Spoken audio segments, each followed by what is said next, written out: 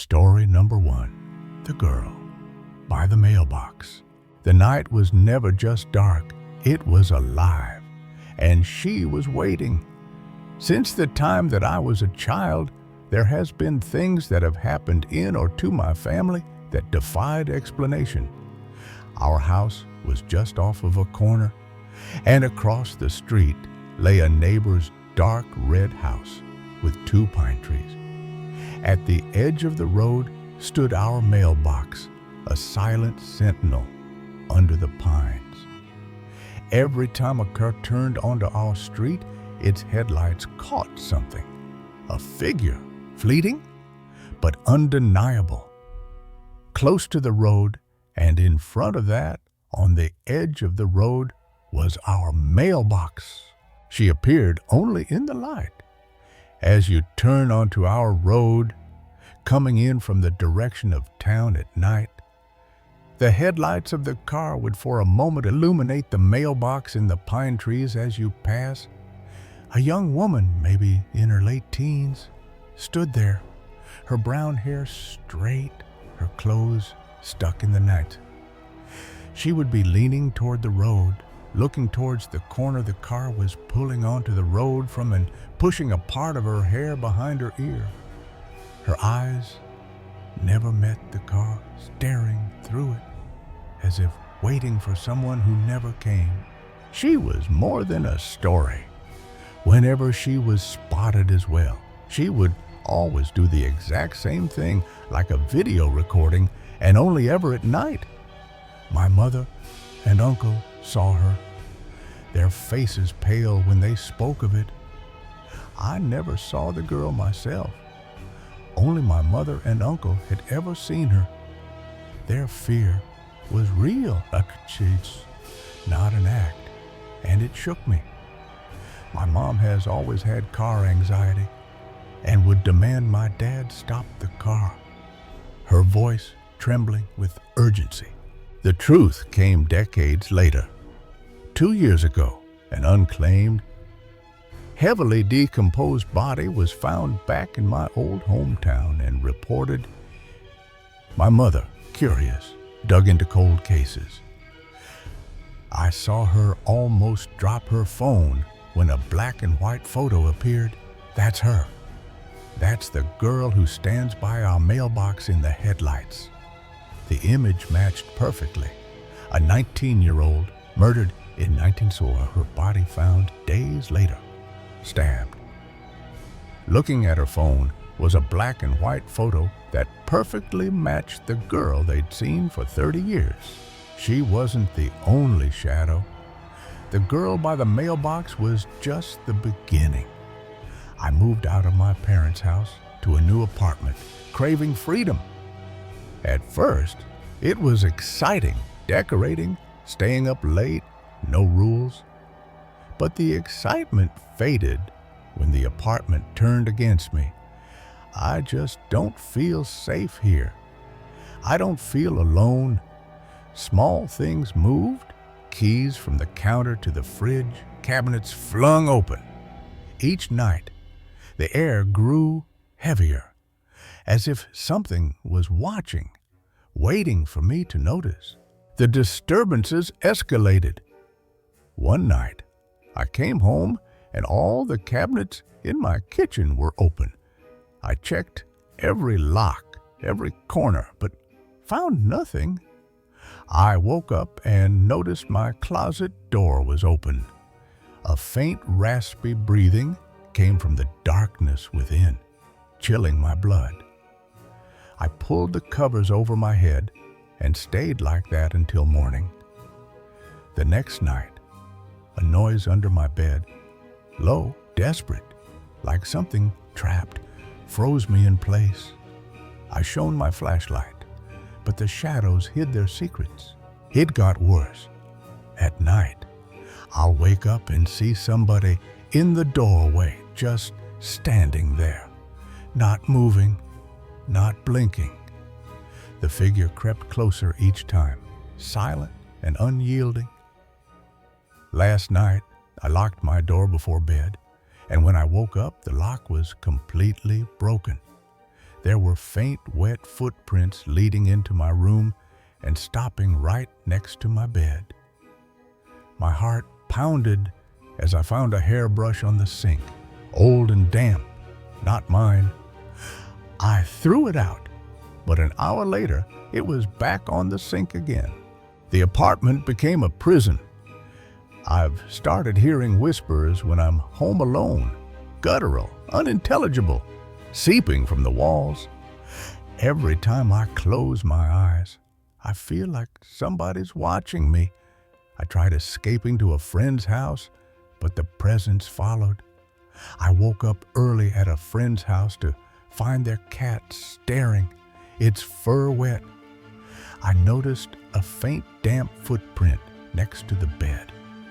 The bathroom mirror was fogged, with 3 words scrawled in the condensation. "Don't fight it." I fled back to my apartment, but the air was suffocating. I saw the mirror fogged up as though someone had just showered in there. A puddle led to my bedroom. Where my bed was soaked, the hairbrush centered on the mattress. My bed was completely soaked. Sheets, mattress, everything. And in the middle of it was that hairbrush again. The lights flickered, my phone died, and time seemed to stall. I called my parents for help, but the call dropped, logged to an unknown number I didn't dial. Years before, another house held its own terror. My parents had just bought our first house in Cold Springs, Nevada.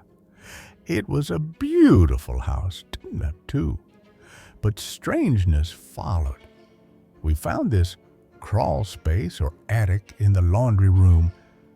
A worker discovered a pair of women's underwear nailed to the rafters, used and unsettling. There appears to be a pair of women's panties nailed to the rafters. We dismissed it, but the house had other plans. Things in the house start to get a bit weird, like cabinets opening on their own. The disturbances grew. The sound of footsteps in the hallway echoed at night. A weird groaning sound coming from the vent in the bathroom haunted my sleep. One night, alone, I heard noises in the kitchen. I grabbed my dad's gun from his bedroom and I started sweeping the house. Then I saw her, a woman in a dress, standing in the hallway, her eyes empty.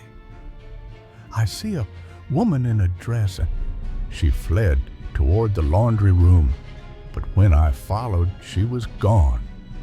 There were no doors opened, no way that she could have climbed up into the attic. I saw her again and again. I then start seeing her multiple times throughout the week. Each time, she stared, unblinking, as if daring me to act. She's standing at the end of the hall, staring at me. I confronted her, shouting for her to leave. I tell her to leave me alone and to just leave, and that she's not welcome in this house. She vanished, and the disturbances faded, but the house never felt right. As if it held a grudge, I never saw her again. The past wasn't done with me. In my apartment, the presence grew stronger. I cannot bring myself to go back inside. Sitting in my car, watching the window where a shadow stood. It's not just haunting me, it's claiming me. Whatever this is, it doesn't want me to leave. I learned the Cold Springs house was built on land tied to a 1970s cult. Their rituals leaving echoes. The girl by the mailbox, the woman in the house, the presence in my apartment. Were they connected? Something followed us from one home to the next, and it's still out there, waiting. Story number 2, The Faceless Ones. The basement was a tomb of shadows, its air thick with secrets no one dared to speak. I was a child, curled up on a cot in my grandparents' house, the damp stone walls pressing in around me. When I was a child, my mother took care of my grandparents, and we lived in the basement. The flickering bulb cast jagged shapes, and the furniture, old, heavy, my great-grandma's, seemed to watch us. My cousin, Sarah, shared the space, her eyes darting to corners where nothing should be. Something was down there, a presence that made the air feel alive, and it knew we were here. The cats were the first to notice. Cats staring at places that they normally don't. They'd freeze, their gazes locked on empty walls, tails twitching as if tracking something I couldn't see. Drapes, moving with no air. The curtain swayed, slow and deliberate. In a room with no breeze, just a general sense of unease as well. Sarah and I whispered about it, half joking, blaming Nana's ghost clinging to her old chair. But when my grandparents moved out and Mom took us upstairs, the unease grew sharper, darker. The house didn't feel empty. It felt crowded, as if something had stayed behind. Mom's nightmares started then, vivid and cruel. She started having nightmares of 3 faceless men yelling at her, verbally abusing her. She'd wake trembling, her face pale. Speaking of faceless figures screaming she was worthless, damned, telling her what a failure and how damned she was. I was too young to understand, but I felt it too.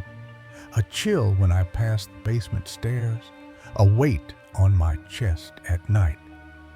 I think as a child, not knowing any better, I talked to it and bonded to it even. I'd whisper to the dark, asking it to leave Mom alone. And sometimes it answered, not in words, but in a pressure, a presence that felt almost familiar. The house was alive, and it listened. Mom's new husband brought his daughter, Lily, young and wide-eyed.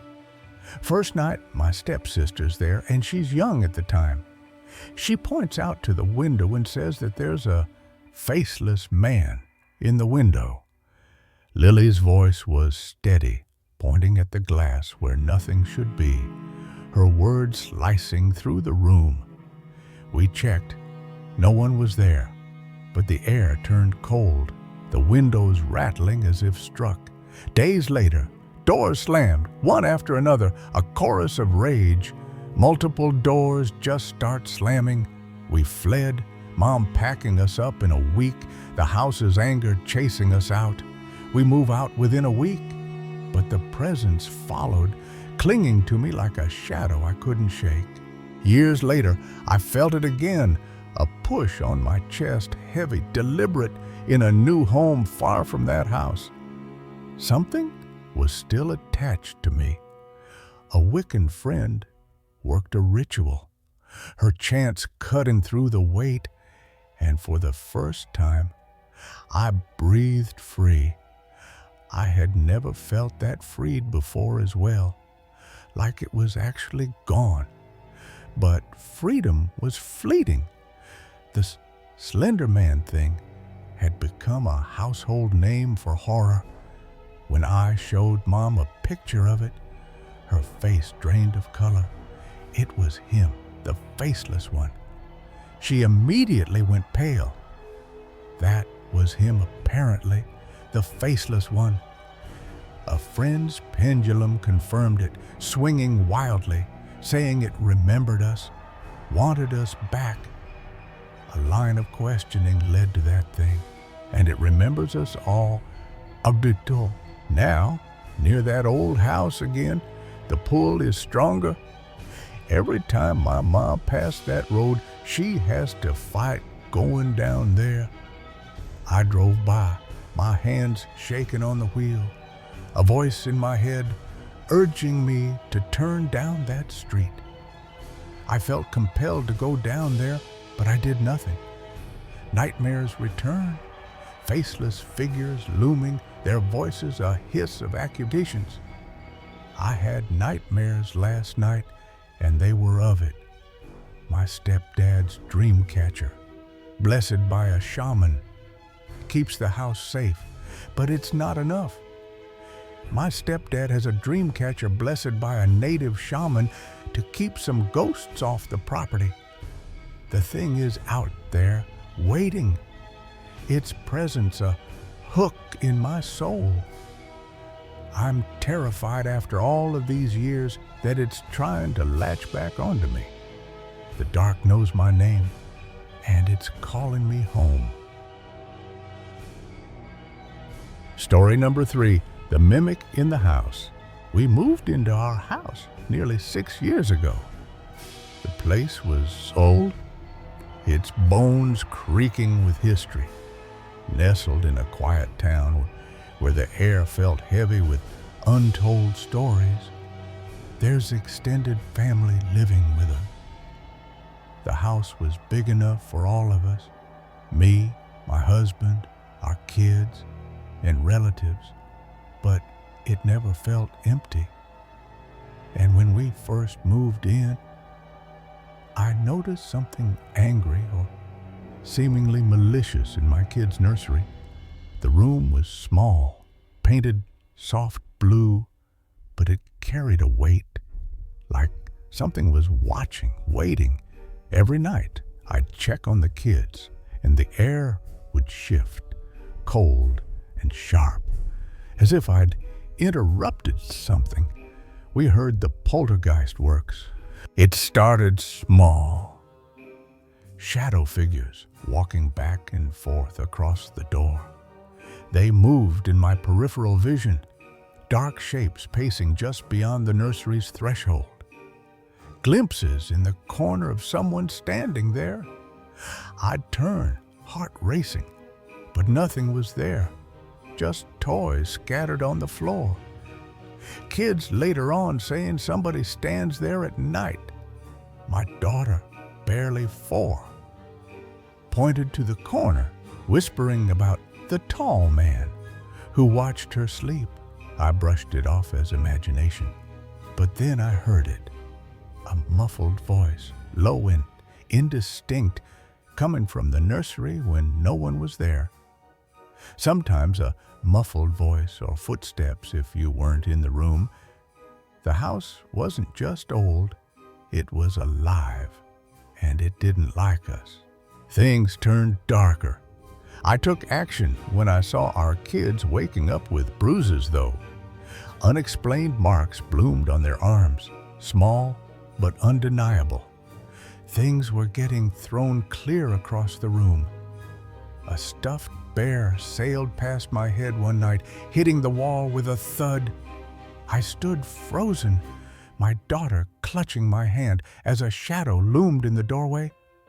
I was run out of the room with my daughter by a shadow figure that leant directly into my peripheral vision, and all I felt was that get the heck out of my space sort of energy. It wasn't just a shape, it was rage, pressing against me, daring me to stay.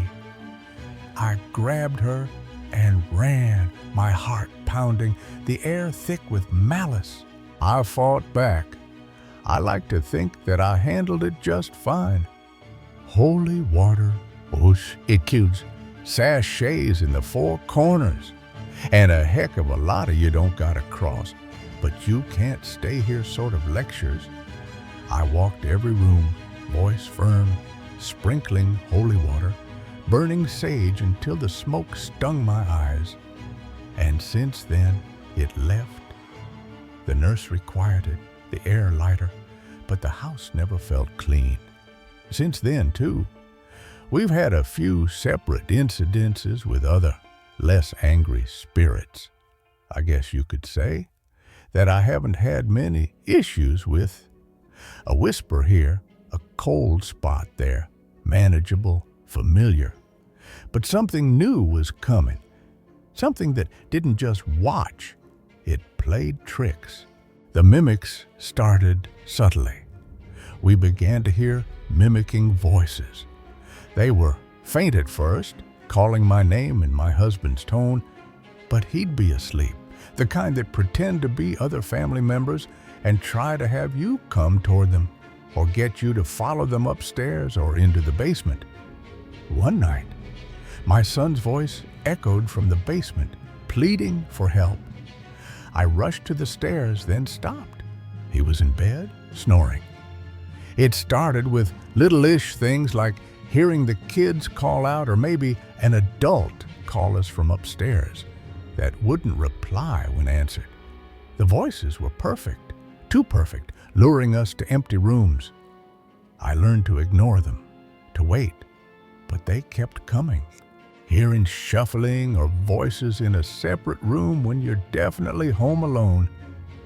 The house toyed with us, its sounds shifting just out of reach.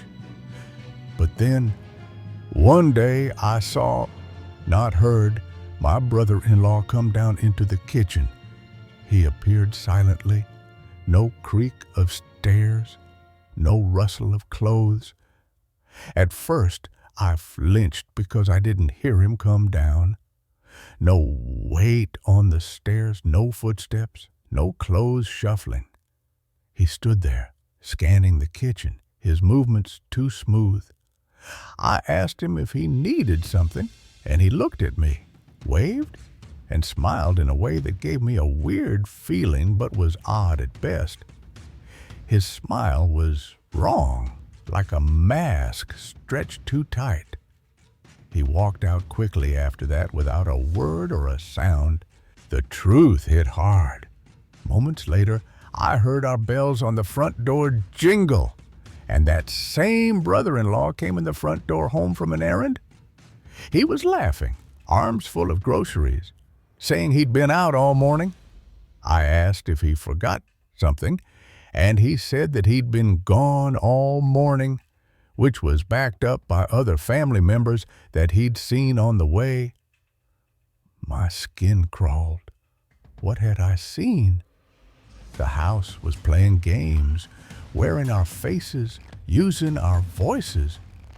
I also heard voices, and I saw figures standing at the front of our basement from time to time that seemed to be family members and would call us down to look at something. They'd beckon, their voices so familiar, but I'd learned not to follow. I set rules. I knew the rules. If you see something, no, you didn't. Don't acknowledge it. Don't give it fuel. I taught the kids to wait, to call back twice before moving. Let that person call for you more than once or twice before you go looking. I kept them close when voices echoed, especially from the basement. I kept the kids near me whenever I heard anyone call for them that I wasn't sure that they were home right away, and always kept the kids from running to the front door if we heard the bells. The mimics faded for a while, the house growing quiet. After a while, it died down too, and we hadn't had much happen on the mimic front for a year or two now. But peace never lasts. It came back. You know, we'd had banging on our front door twice from seemingly no one at 3 OK. The sound was sharp, deliberate, but no one was there when we checked. Last night, it started again. Me and my husband and our friend who's staying with us were wrapping gifts last night. We sat in the living room, paper and ribbons scattered. The kids asleep upstairs. We kept hearing walking upstairs to the point where my hubby was going to go up and check if the kids were up. The footsteps were heavy, pacing above us every 20 minutes. Then I saw a dark-haired kid's head pop out from over the arm of the couch in the playroom next to us.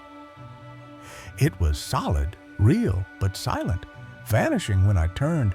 My friend saw it too, her eyes wide, no sound, but it was fully opaque and swooped down as soon as I turned my head We tried to stay calm. My friend noticed it as well, and my hubby, funny guy that he is, threw a marker to check if it was a kid. The marker hit the floor unanswered, the silence louder than before. Then the crying started. We heard my friend's baby crying. Every 10, maybe 15 minutes, she'd rush up, but her son was asleep, the TV playing something new, unwatched. When she'd run up to check, he'd be fast asleep, but her TV would be playing something else that wasn't what she had on. We hurried to finish, wanting to escape to bed. My friend decided to stay with the baby while we cleaned to see if he'd cry again, and he never did. But the house wasn't done. As we're cleaning up and turning out the lights, that's when we heard coughing and shuffling in whatever room was next to us. The sounds followed us. I'm heavily pregnant and disabled, so he had to keep a hand on me in case I got dizzy. My husband guided me upstairs, his grip tight. He said that he could hear the shuffling, though, and coughing in the rooms downstairs, getting closer to the stairs as we were going up it. The noises trailed us, growing louder, closer, like they were climbing the steps behind us. He rushed me into our room, locking the door, his face pale. It freaked him out to the point that he hurried me into our room and locked the door behind us. The nursery was quiet, our kids asleep, untouched. The nursery with our kids is connected to our bedroom, and so we knew that it couldn't have been the kids in their room making noise as we were coming up. Morning brought no relief. I woke up at 2:00 a.m. because I thought that I heard my kids walking around our bedroom. I checked. Nothing. Just shadows. I check, and no one is in our room or bathroom, and they weren't up. I drifted back to sleep, uneasy. This morning at 6:38, I woke up because I heard quick shuffling around the house, both upstairs and down. I thought it was my friend, up early for work. I sprang up as quickly as my belly would allow me, and I went downstairs, but nobody was there. The house was silent, too silent. I started to get myself some tea, and I then heard somebody talking over my shoulder on the stairs, like my friend bringing her baby down and talking to him quietly as usual. I turned, expecting her, but the stairs were empty. My heart stopped. The voice was hers, but she wasn't there. I stayed quiet. I was filling water for tea, so I hadn't turned. And then I heard her ask me something that I just couldn't make out, and I turned to clarify what she was saying. Only she wasn't there at that. The air felt wrong, heavy with intent. I was far more awake all of a sudden, and I remembered the night before and stayed quiet as I turned more lights on and sent her a text to see if she was awake. The shuffling came again, from the playroom, faint but deliberate. In the silence that followed, I heard the shuffling again in the playroom, but nothing more. Her reply came 10 minutes later. She was asleep, only waking because of my text. I only got a reply about 10 minutes later saying that she wasn't awake, but was coming down right then. She wasn't alone. She told me that it was because her alarms didn't go off and my text saved her from being late to work. But then she froze, her voice low. When she finally came down, she told us that someone had been knocking on her door to wake her up. She'd heard it, clear and insistent, but was too scared to open the door. Not only is that out of character for her, but I know that we're home alone, and I had eyes on all the other kids the entire morning before that. No one could have knocked. The house was awake, mimicking, luring, and I didn't know how to stop it. I'm out of my depth, protecting my kids from something I can't see, can't fight. What do I do when the house knows our voices, our faces, and wants us to follow? Story number 4. The glade of otherworldly revels. The forest pulsed with a rhythm that wasn't human, a beat that thrummed through the earth itself. In the wilds of northern New South Wales, a bush doof raged under a starless sky, its electronic music weaving through the trees like a spell.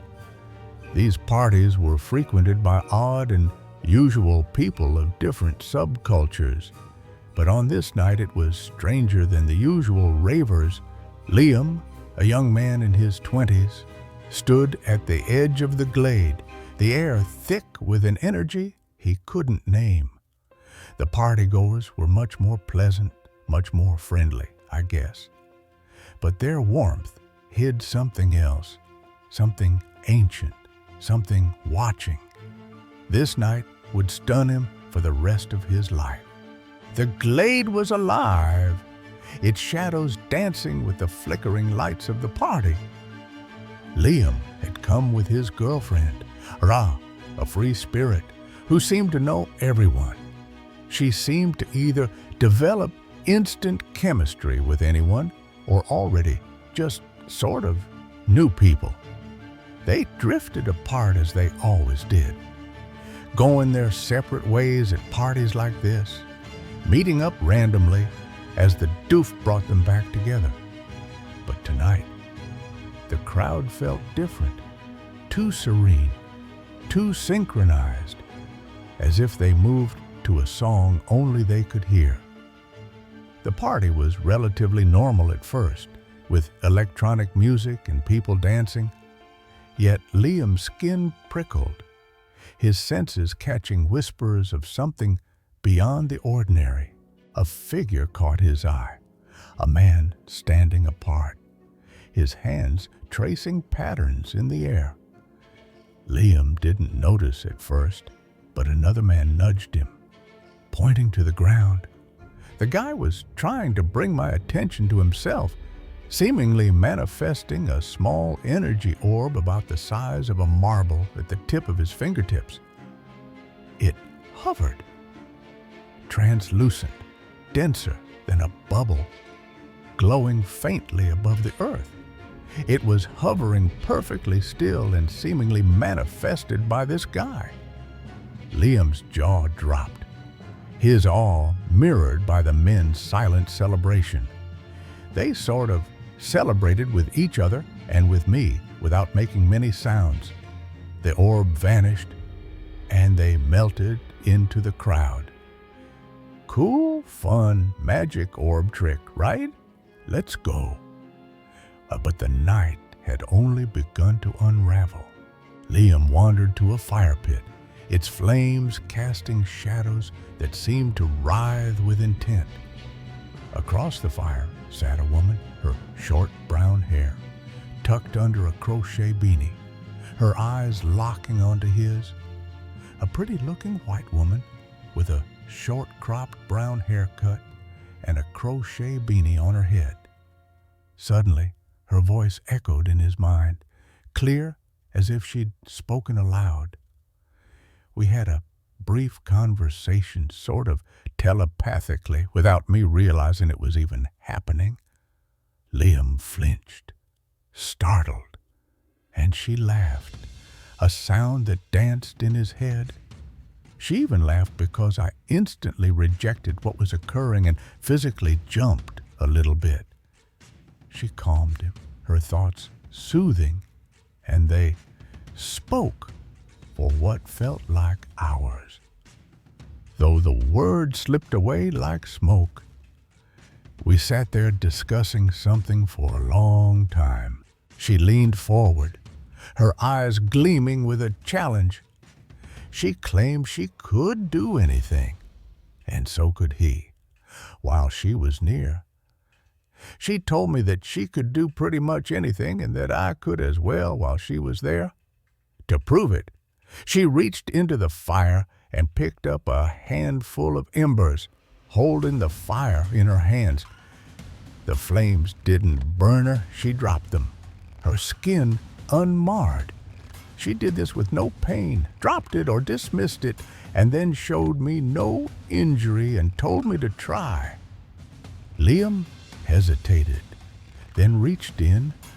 The fire was warm, not searing, and he held the embers unharmed. So I did, and it worked. Her joy flooded him, an intensely euphoric feeling, paralyzing, pure joy that overwhelmed every one of my senses. The world blurred, and he sank into darkness, carried away by the ecstasy. Liam awoke under a tree, wrapped in a sleeping bag, the dawn light filtering through the leaves. I'm being stirred awake by a random raver-looking dude, snuggled into a sleeping bag and under a tree. His body felt rested, lighter than ever. I had the best night's sleep that I'd ever had. The man offered a thimble of hot brown liquid. Its taste like coffee, but richer, warming his core. He gives me a small thimble full of hot brown liquid and gestures for me to drink it. The glade had changed. There were no cars around, nobody drinking, nobody passed out on the ground. Only 20 or so people remained, serene and silent, gathered around a rug where Sarah sat with the DJ, cooking a stew. The DJ and my girlfriend sitting with them on a rug as they cooked up a hot meal. As Liam approached, figures emerged from the forest, stepping from behind trees as if materializing from the air itself. Men, women, children, all radiant, their movements fluid, their eyes too knowing. Men, women, and children all emerged from behind the trees. The party resumed, but it was different. No chaos, only a quiet, joyful dance. They basically just all started dancing with each other, being merry. No one spoke, except Sarah and the woman from the fire, now beside her. Only me, my girlfriend, and the girl from the fire seemed to talk. Liam's heart raced, his awe tinged with unease. I must have had a look of shock or awe on my face. Their calm smiles steadied him, and he sat, eating a bowl of stew that tasted impossibly vibrant. They served me a bowl of food, and I wolfed it down. Then the world tilted. Liam collapsed, face down, a faint static buzzing in his skull.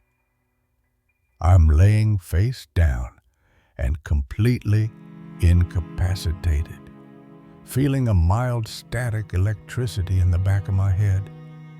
He came to disoriented as Sarah and the woman asked to paint him. They asked if they could paint me, so I let them. They drew on his face with dye, their touch gentle but precise. They drew on me with dye or ink, and it was pleasant enough. The crowd danced, oblivious, until the music stopped abruptly. As soon as they did, the music stopped. The air turned cold, the partygoers' faces hardening. People started retreating into the forest, their demeanor changed to almost hostile. Sarah grabbed his arm. My girlfriend told me that we had to go, almost dragged me out of the glade. They stumbled down a lane, the forest closing in. down a small lane that quickly turned into the main road to the highway. Suddenly, the world shifted. Cars hung over ravers, and litter reappeared. Suddenly, all the hung over the people and the cars were all visible again. They walked a kilometer, hitchhiking to town. We walked about a kilometer back to the main road and attempted to hitchhike. In a car's mirror, Liam saw his face, intricate clown makeup, beautiful but mocking. They had painted me in the most incredible clown makeup that I'd ever seen. He felt exposed, ridiculed. I certainly felt like I'd been mocked, or maybe even laughed at, perhaps. The paint lingered for days, proof it wasn't a dream. I still had that clown paint on for quite some time after this. Sarah and Liam parted ways soon after. My girlfriend and I drifted apart not long after that. The night haunted him, a puzzle with no answers. Something weird was going on, and I have no idea what it was to this day. He'd met beings who bent reality, manifesting orbs, speaking in minds, defying fire. Were they human spirits? Something older, tied to the land? The glade felt like a doorway, briefly opened, then sealed. Liam kept the story hidden, a father now, his life ordinary. But the memory burned, a reminder that the world held secrets too vast to grasp, and some revels were not meant for mortals. Years later, Liam searched for the glade, but the forest had changed, the clearing gone. Locals spoke of fairy rings in the bush, places where time slipped and strangers danced. He found no answers, only echoes of that euphoria, that fear. The clown paint, the silent dancers, they were real, and they had marked him. The otherworldly revels had ended, but their shadow lingered, a whisper in the wilds of New South Wales. Story number 5, The Pink Bear's Secret. The house stood silent, but it was never empty. In a small town nestled among the rolling hills of the province, where memories clung to the walls like damp, a man named Daniel returned to a place he'd sworn to forget. The house, once his step-grandparents', now belonged to his brother, its rooms filled with relics of a troubled past. Daniel, a traveler for work, needed a place to stay, and the price, free, was hard to refuse. But as he turned the key in the lock, the air grew heavy, as if the house itself resented his presence, its shadows whispering secrets he wasn't ready to hear. Something watched from the corners, patient and unseen. The first evening, Daniel moved through the house like a stranger, his footsteps echoing on the worn floorboards. He closed doors, set up a cot in the living room, and tried to ignore the weight of history. His step-grandfather, a man of dark deeds, had left scars on the family, scars that drove Daniel to foster care years ago. Now, with them been long dead, the house felt like a museum of regret. Down in the basement, among boxes of forgotten things, Daniel flipped on the heat, his eyes scanning the shadows. Nothing stirred, but the silence was too thick, too deliberate. The doors had a mind of their own. Daniel worked long hours, leaving the house at dawn and returning to its oppressive quiet at dusk. Each morning, he locked the basement and shut the bedroom doors, determined to keep the past contained. But each evening, he found them open, their hinges silent, as if mocking his efforts. At first, he blamed forgetfulness, his mind tired from travel. But the feeling of being watched grew stronger, a prickle at the back of his neck that no blanket could soothe. The deer heads on the walls, their glass eyes glinting, seemed to follow him, their gaze colder than the night. The basement called, but Daniel resisted. One night, as he lay on his cot, the house seemed to breathe.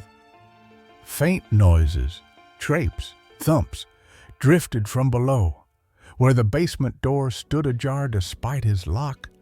Fear kept him rooted, his flashlight untouched.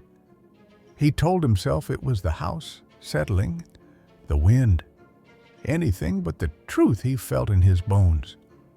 By the third day, he'd had enough. He tied ropes around the bedroom doors, stacked heavy boxes against the basement, and left for work, his heart pounding. The house, he sensed, was testing him, and he was failing. And then it pushed back. When Daniel returned, the ropes were untied, the boxes shifted, the basement door wide open. The air was different now, charged with something ancient and angry. He fled that night, driving 3 hours to the city, his mind racing with thoughts of his step-grandfather's shadow lingering in the walls. But the house wasn't done with him, drawn by curiosity and dread. Daniel returned with 2 friends, armed with a Ouija board and a need for answers. What they found in the basement would change him forever, binding him to a presence that refused to be ignored. I would stay in a house where my step-grandparents used to live, but my brother owns it now after they both passed. A lot of their stuff was still there, furniture and other belongings. Daniel's brother rarely visited, leaving the house a time capsule of faded curtains and creaking chairs. The first night, Daniel tried to make it his own, cooking a simple meal, watching a movie on his laptop. But the house resisted, its atmosphere heavy with unspoken stories. When I came back about 7 hours later, the bedroom doors and the basement door were open. He wandered the rooms, checking closets, peering into the basement's gloom. Nothing was out of place, yet everything felt wrong. The unease grew with each passing day. Daniel's attempts to secure the house, locking doors, tying ropes, were undone with eerie precision. As I was laying in the dark, I felt like I was being watched, though he covered the deer heads, hoping to dull their stare. But the sensation lingered, a weight that pressed against his chest. Sleep became a stranger, his nights filled with the house's subtle taunts. The basement, with its damp air and cluttered shadows, felt like the heart of the disturbance. That night, I heard some noises in the basement, but I certainly wasn't brave enough to go down that night and take a look. Daniel's escape to the city was brief. His friends, intrigued by his story, convinced him to return. One, a believer in the unseen, brought sage and candles. The other, a skeptic, scoffed but came along. They set up in the living room, the Ouija board glowing under candlelight. The air grew thick as they asked their first question. Was something here? The planchette moved, slow at first, then with purpose, spelling out yes. We found out that there was a spirit attached to an object in the basement, apparently. Against their better judgment, they descended, the skeptics' laughter fading as the basement door creaked shut behind them. The basement was a maze of boxes and old furniture. its walls painted in clashing shades of pink and green. They set the Ouija board on a dusty pool table, the air growing colder with each question. A foul smell like rotting earth swept through the room, vanishing as quickly as it came. The board pointed them to the pink wall, and there, half hidden behind a crate, was a pink stuffed bear, its button eyes glinting in the dim light. I looked to my right, and right there staring at us was the vintage pink stuffed bear. None had seen it before, not during Daniel's tours or his earlier searches. The board confirmed it. The bear was the anchor, and its name was Sarah, a girl of 12. Daniel's hand shook as he lifted the bear, its fur soft but unnervingly cold. They returned upstairs, the house quieter now, as if appeased. The board revealed more. Sarah wanted a home, a place to rest. Against his instincts, Daniel took the bear with him, driving back to the city with questions unanswered. I proceeded to bring the bear home, asking the pendulum some questions on the 3-hour drive home. In his garage, the bear sat on a table, the Ouija board beside it. The next morning, the board was on the floor, the bear untouched, as if it had moved of its own accord. Life with the bear was uneasy at first. In the garage, tools vanished, boxes shifted. When Daniel brought it into his home, placing it in a spare room, his dog refused to enter, growling at the doorway. When she first entered the house, my dog wouldn't enter the room that she was in. Daniel, desperate for peace, spoke to the bear, his voice firm. "If you stay, you behave." The next day, the dog trotted into the room, unafraid. The disturbances stopped, the house settling into a fragile calm.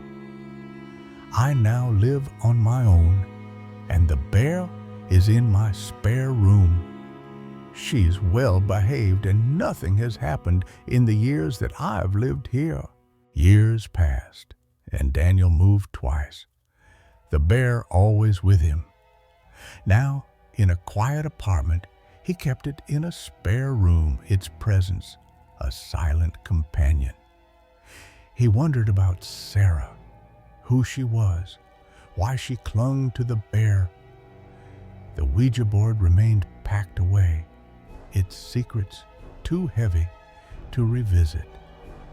The house of his step-grandparents faded into memory, but the bear was a reminder. Some things, once invited, never truly leave.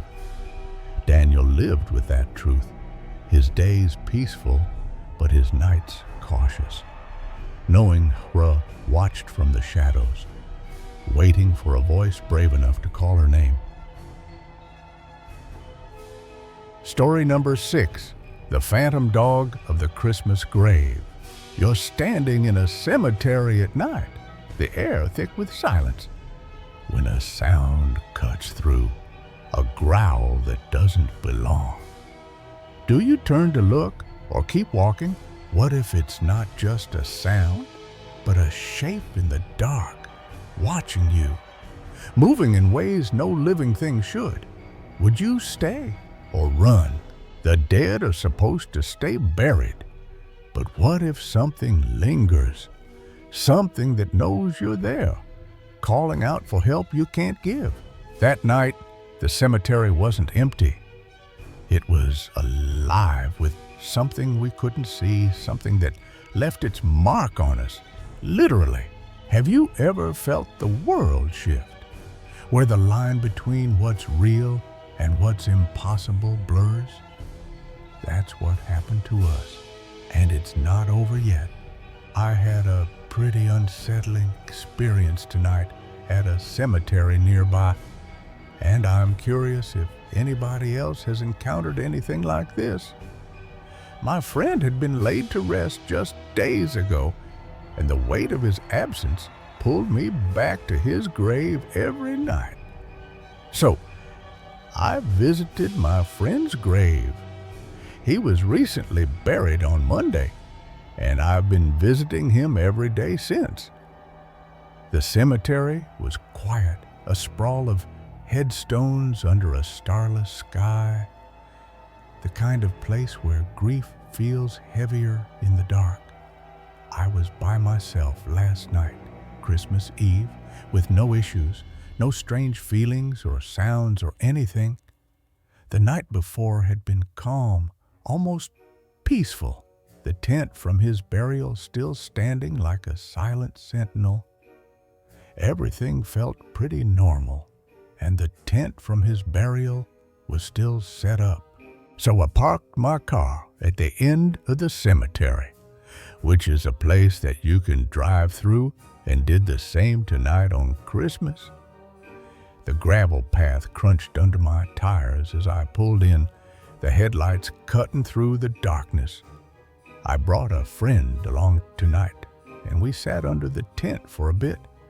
We settled under the canvas, the air cold, but still, our breath visible in the faint light.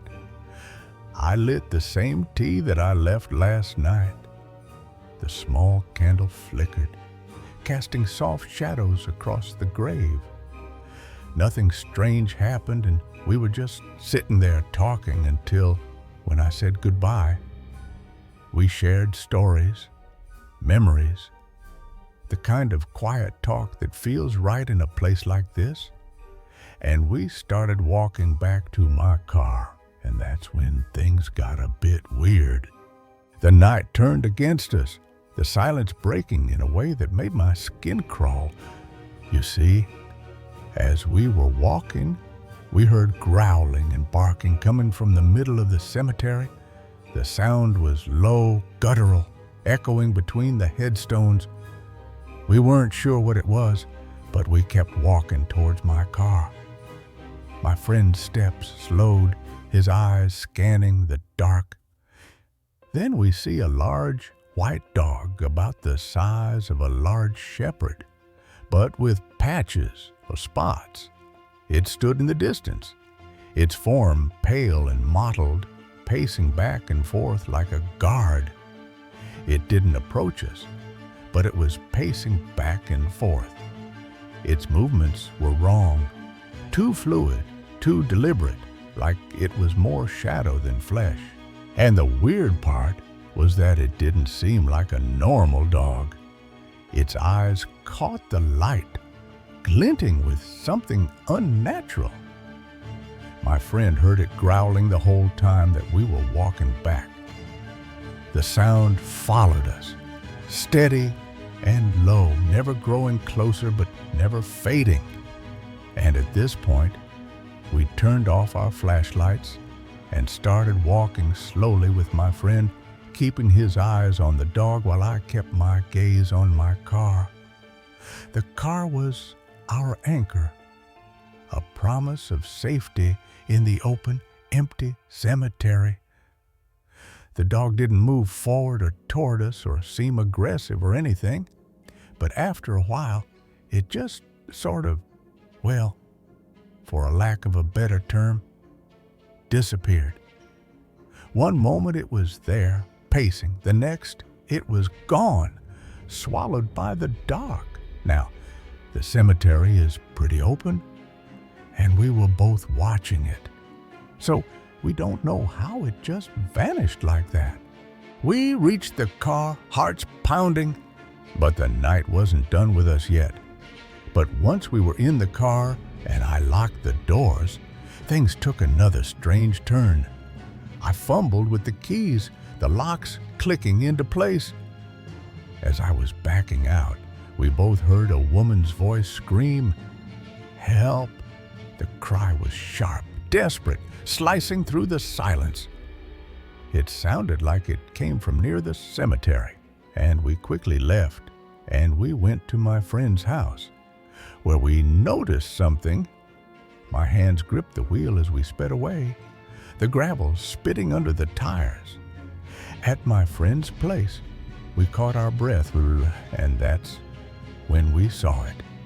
There were long dragged finger marks on my car's trunk and two very distinct fresh fingerprints on the passenger side door. The marks were long, smudged, like something had clawed at the metal. They weren't there when I first got into the car, and we certainly didn't stop to take pictures at the time. But it was pretty clear that something had left those marks. I don't know if it's related to the cemetery experience or maybe something else, but the whole thing was just really unsettling, and I don't know what to think about it. We sat in silence, staring at the marks, our minds racing. So, has anyone here ever experienced anything like this? Especially the growling dog or the woman's voice. I tried to rationalize it, a stray dog, a prank, a trick of the wind, but nothing fit. I'm trying to make sense of it, but I'm really not sure what to think about all of it. So, if you have any insight, then thanks in advance. I looked up the cemetery later, digging through old records. There were stories, whispers of a woman who died nearby, her cries heard on quiet nights, and tales of a spectral dog guarding the graves.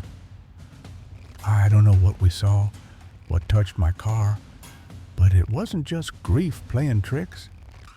Something was there, and it wanted us to hear it, to feel it. I haven't gone back to the cemetery since, and I'm not sure I ever will.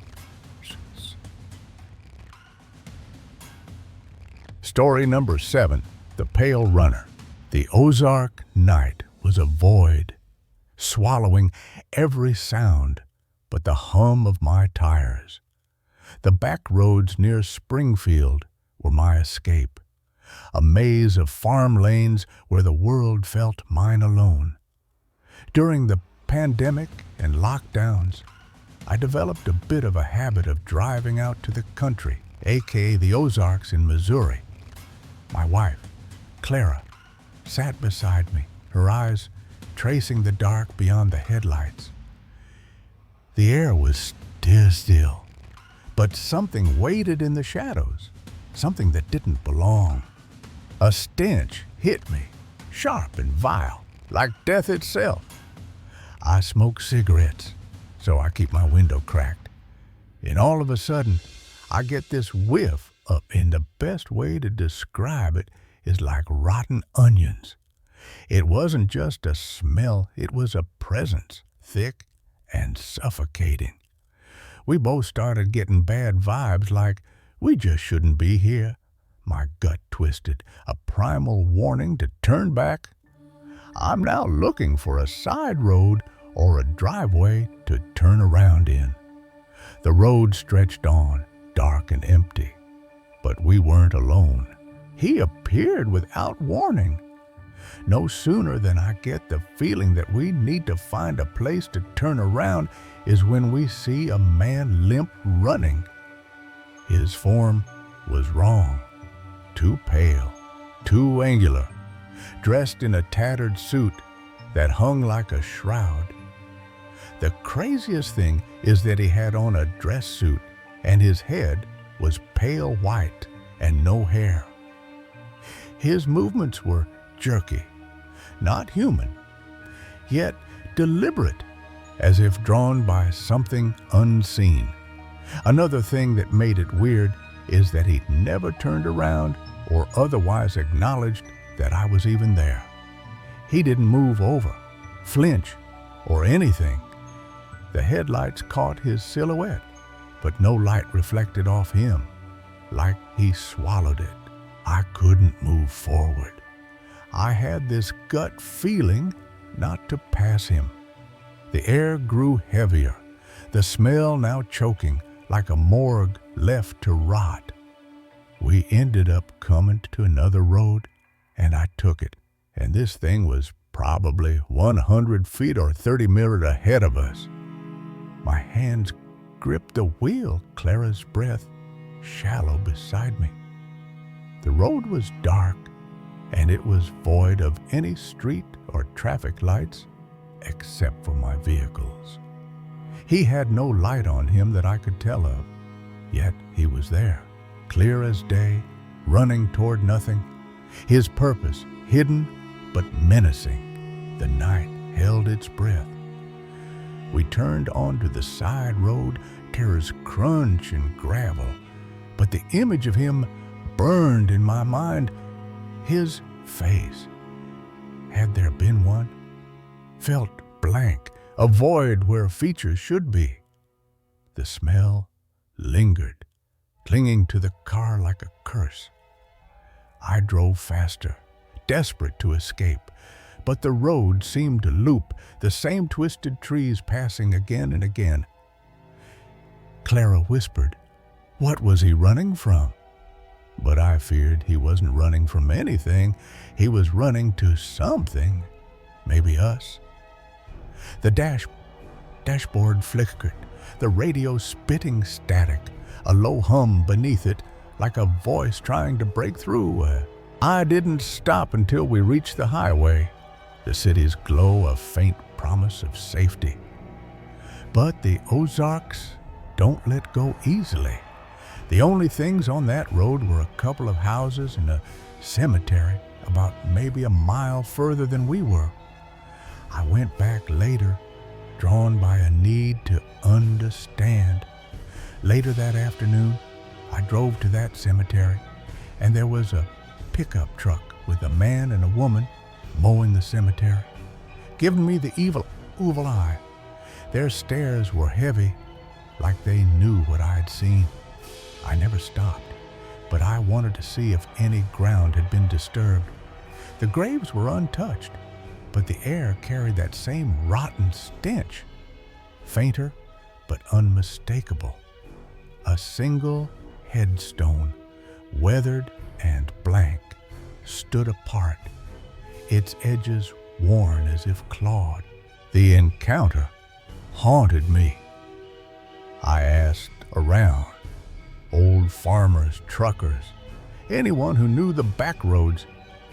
They spoke of a man, not dead but not alive, tied to that road by some old tragedy, a deal gone wrong, a life stolen. The smell, they said, was his mark, a warning to leave. I really don't know where the smell was coming from, but the odor was gone when I went back. But it wasn't gone from me. I have no idea what was going on, but it was creepy nonetheless.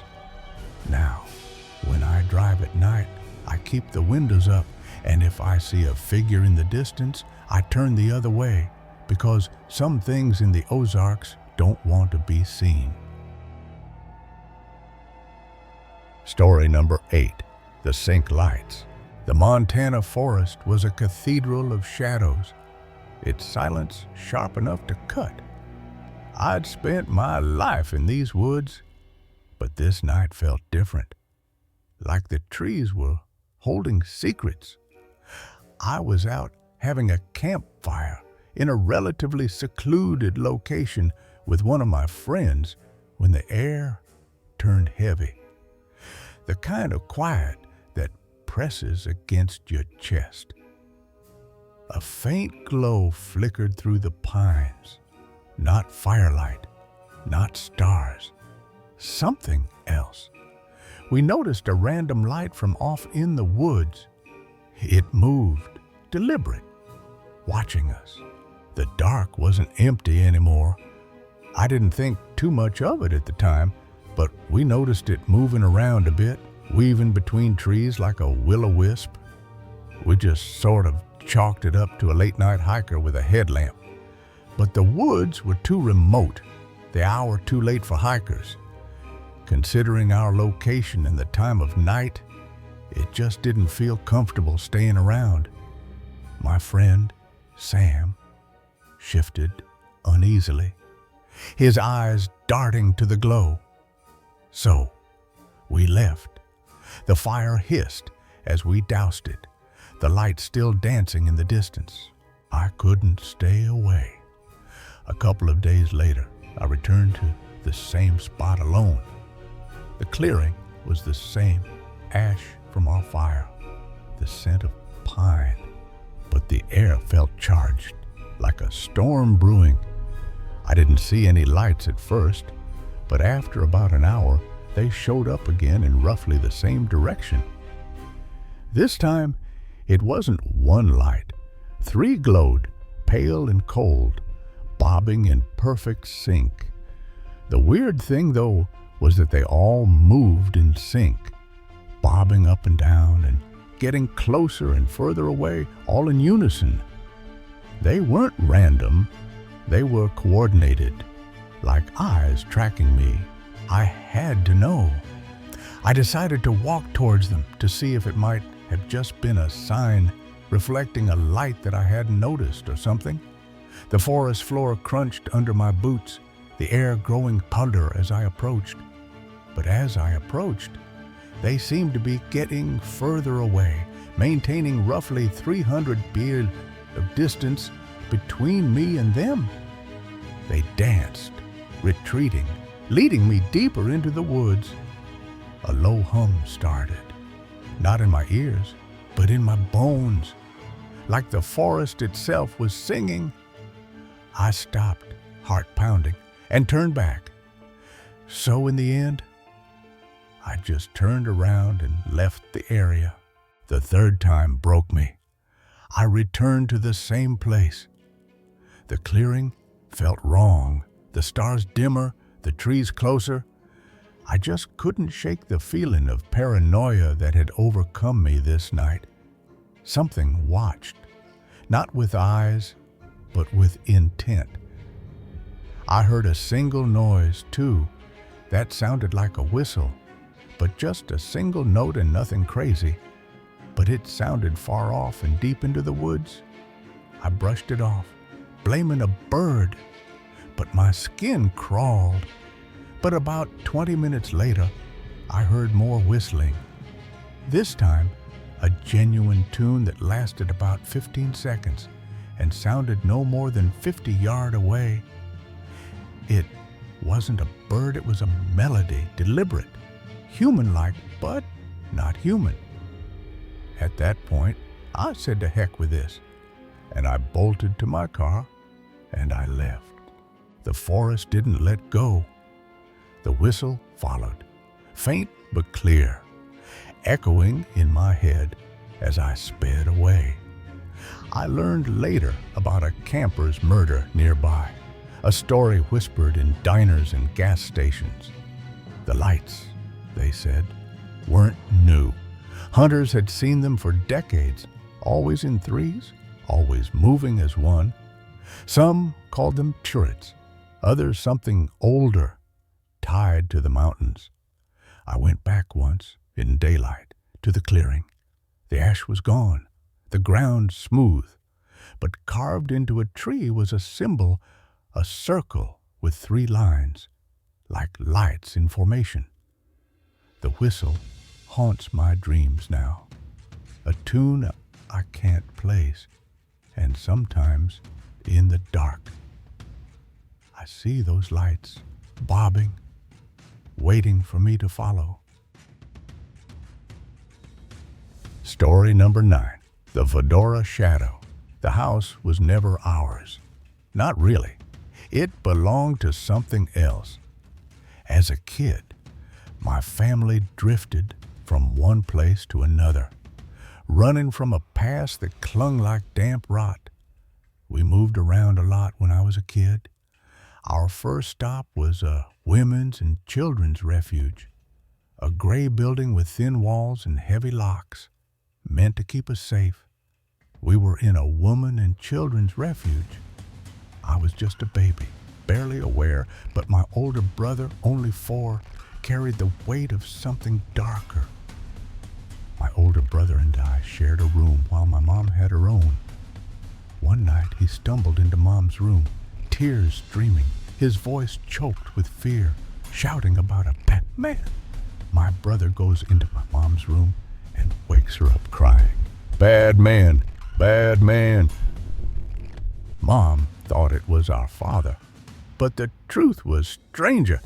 She rushed to our room, heart pounding, only to find the window wide open, curtains flapping, and me, a months-old infant, lying on the floor beneath it.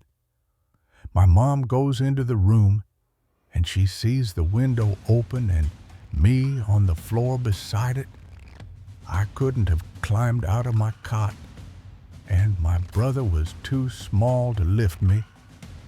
I was too young to be able to leave my butt, and my brother couldn't have been able to reach me at this age either. Our father had no interest in us. His cruelty aimed at Mom, not abduction. It's important to note that we were in a refuge because my dad was abusive to my mother, not because he had any interest in trying to take us away from her. The refuge staff found no signs of a break-in, but the air in that room felt wrong, heavy, with a chill that didn't belong. Something had been there, and it wasn't human. Years later, a new house brought a new shadow.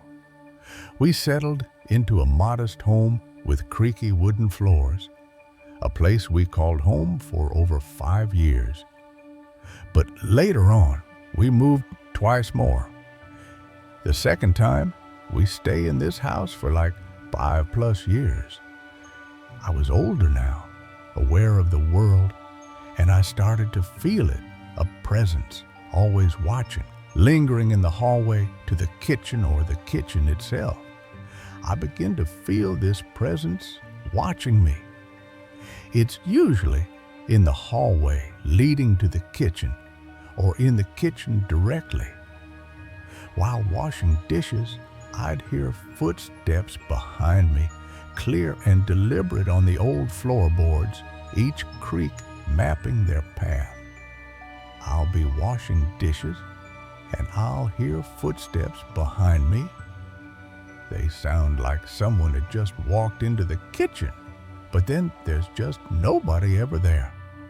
I'd turn, expecting someone, but the room was always empty. But when I turn around, there's no one ever there. The presence wasn't cruel, but it wasn't kind either. Sometimes I'd feel a breath on my neck, close and warm, as if someone stood just behind me. I felt breathing down my neck at this stage. It never scared me, not exactly. It felt like a guardian, ensuring the house ran smoothly, tasks were done. There's always especially been this sense of like watching, and for a reason that I cannot explain. I feel as though it's not malevolent. I never saw it, but in my mind, it took shape. Tall, shadowy, wearing a fedora that tilted just so. I've never seen a ghost or anything with my own eyes, but when I think of this ghost, a certain image always comes to mind. I mean, he's tall and mostly made of shadow, but he also wears a hat like a fedora.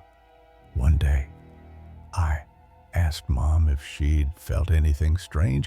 She paused, then described dreams of a tall man, his silhouette sharp against the dark, a fedora on his head. And one day, I was talking to my mom about it, wondering if she'd seen or felt anything. And she said, yeah, actually, she'd been having dreams sometime about a man who was tall. And I said, wearing a hat? And she goes, yeah, like a fedora. The coincidence chilled me, like a door opening to something I didn't want to see. Our shared vision of the fedora man wasn't something that could explain away. That was freaky. I mean, the fact that it matched up perfectly with the image that I had in my own head. I'd read about the Hat Man online, linked to sleep paralysis, but I'd never had that. And my mental health was solid, no hallucinations, no disorders. I've never had that. And also, I don't have like schizophrenia or anything either. I've seen a few psyches over the years, and I've had no experiences with hallucinations or anything. Mom's confirmation wasn't trauma talking. It was too precise, too real. I know some people might chalk it up all to like trauma or whatever, but I know my trauma responses by now. I started digging into the house's history, chasing answers. The previous owners, an elderly couple, had left abruptly, leaving behind photos and old furniture. A neighbor mentioned the husband wore a fedora, always standing in the kitchen, watching the street. He'd died in the house. Heart attack, alone. The refuge incident lingered too. I found an old article about the shelter, mentioning unexplained disturbances, open windows, misplaced objects, children reporting a man in a hat. Some nights, I'd lie awake, feeling that same presence, not in the house, but in my mind, watching from the edges.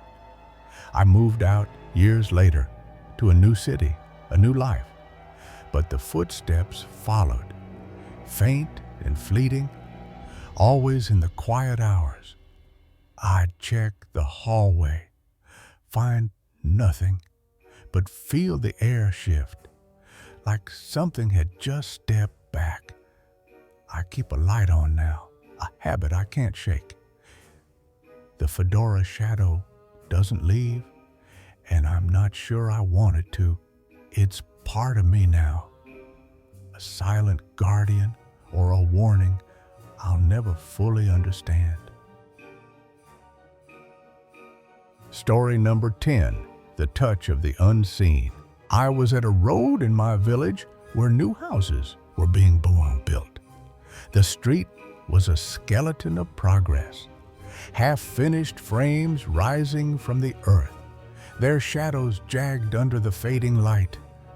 I walked alone, the air thick with dust and the hum of something unspoken, something that didn't belong.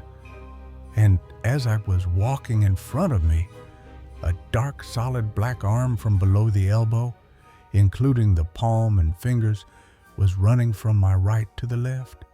It moved too fast, too deliberate, its fingers curling like they were reaching for me. Then it went under a metal sheet and it made a noise. The clang echoed, sharp and real, a sound that rooted me to the spot, my heart pounding. So I knew that I wasn't imagining things and disappears. But the air didn't settle. It grew heavier, as if the arm had left something behind, a presence that lingered. I kept walking, my steps quicker, my eyes scanning the empty lots. The construction site felt alive. The beams and boards shifting in my peripheral vision, like the village itself was watching. I've always been sensitive to things others miss, shadows that move, whispers in empty rooms, but this was different. This wasn't a flicker, not a trick of the light. It was bold, intentional, and it knew I saw it. I tried to shake it off, to tell myself it was just fatigue, a long day. But the memory of that arm burned in my mind, its shape too clear, its movement too human, yet not. I was in bed, scrolling on my phone, the house quiet, the world outside. After a while, out of nowhere, I feel and see my blanket moving and rise by my left leg. The fabric lifted, slow and deliberate, as if pulled by invisible fingers. Then a hand grabs my left leg, firmly holding it tight. The grip was cold, unyielding, like it wanted to anchor me to the bed. I shook my leg strongly, instinctively, And as I moved my leg, I felt it kick a hand, I would guess. The resistance was real, a solid weight that vanished as I thrashed. Now, I know that this is going to sound a bit insane, but I shook it off and continued scrolling. My heart raced, but I forced my eyes back to the screen, refusing to give it power. The reason for this reaction was because, well, I'm pretty much used to the paranormal stuff happening to me. I've lived with these moments, fleeting touches, shadows that shouldn't be, but this felt personal, like it was testing me. I was at a friend's house, and we were outside, chilling and talking. The night was calm, the air cool, but something hung over us, a weight I couldn't explain. I was on a couch facing the kitchen, and I saw a shadow figure, black but transparent, like it was black. But you could see through it. It stood in the doorway, its edges shimmering, its form too tall, too thin to be human. I tell my friend to look and to see if he sees what I'm seeing, and he goes completely white. His face drained, his eyes wide, locked on the same spot. Mind you, he's a complete skeptic. At that moment was absolute confirmation for me that I'm sensitive to these things and not just seeing stuff. The figure didn't move, didn't speak, but it watched. Its presence a pressure that squeezed the air from the room. That wasn't my first rodeo, obviously, but that was the first time that somebody else saw what I clearly saw too. My friend's fear mirrored mine, a shared terror that made it real. I didn't run, didn't scream. I've learned to live with these encounters, to keep them at arm's length. But this time, the shadow lingered longer, its gaze heavier, as if it was learning me. The village hasn't felt the same since. The construction site is quieter now. The workers uneasy. Their tools left scattered as if they sense it too. I avoid that road, take longer routes, but the feeling follows. At home, the air shifts. Objects move slightly. A glass slides an inch. A door creaks when no one's there. I'm pretty much used to the paranormal stuff happening to me, but this is different, more insistent. Last night, I felt it again, a cold touch on my ankle, a shadow in the corner of my eye, gone when I looked. I've stopped sleeping with the lights off, my phone untouched, afraid of what it might show. The village is changing, and something unseen is waking with it, reaching for me, waiting. Story number 11, Echoes of the Fragile Mind. The apartment loomed like a fragile sanctuary, and its narrow walls hiding truths no occupant should uncover. Its windows glinting under the evening's pale glow, casting shadows that danced with a life of their own. I stepped inside, the air heavy with a scent I couldn't place. Wood, dust, something older, something that clung to the air, something that knew my name. The floors creaked, their patterns warping as if the space itself was bending time. Its rhythm alive with a pulse I couldn't name. I was no stranger to care, but this was different. This was alive. This was a truth that pulsed in the dark. The boards groaned, their wood shifting as I moved, their sound a rhythm that stirred in the silence, a rhythm that wasn't mine. The mirror by the door glinted, its reflection warped, showing not just me, but fragments of others, faces I didn't know. eyes that weren't mine. I blinked, my heart a drum, my breath catching, my hands trembling on the frame, but the faces were gone, the glass empty, the silence heavier. The apartment wasn't empty, it was full, brimming with a presence I couldn't name, a truth I couldn't escape. I ventured deeper, the rooms stretching ahead, their corners bending as if the home was watching, waiting. The light flickered, its rays warping into patterns that weren't random, patterns that pulsed like a heartbeat. The air grew denser, thick with a weight that pressed against my mind, a weight that followed me, a weight that refused to fade. The space wasn't mine. It belonged to something else, something that stirred in the shadows, something that knew I was here. The night deepened, the apartment's pulse, a drumbeat under my steps. It silenced a predator. I carried my compassion, a frail shield against the unknown, but the walls disagreed, their presence alive with mystery. I was a witness, a caregiver, marked by a secret I couldn't unknow.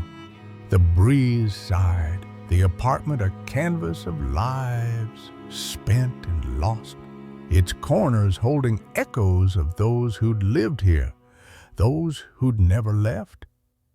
I was no stranger to empathy, but this was alive, a truth I couldn't escape.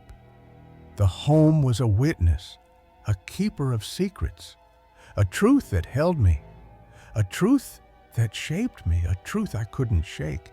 I stood the threshold of frail defense, but the shadows moved, their edges alive, their presence a truth that pulsed in the stillness. I'm a 36-year-old female in Sweden. I've worked in mental health care for the last 18 years, mainly with people with psychotic illnesses like schizophrenia. I was working in a group home for 9 years and was very close with my co-workers there, especially 2 females. The last few years I worked there, another female started working there too.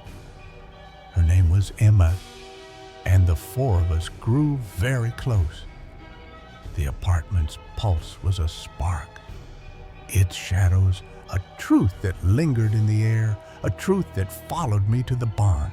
She was very timid, shy, friendly at times, and we got along pretty well. She was, however, often on long-term sick leave because of her own mental health issues, so we didn't meet much at work. But she always showed up at our after-work dinners, so we continued to stay in touch even when she wasn't well enough to work full-time. She told us that she had a history of schizophrenia herself, just like the patients that we were treating, but that she was medicated and hadn't had any psychotic episodes for years. Now, since I have an education in psychiatry and a long experience with schizophrenia, I have no judgment towards people suffering from the illness.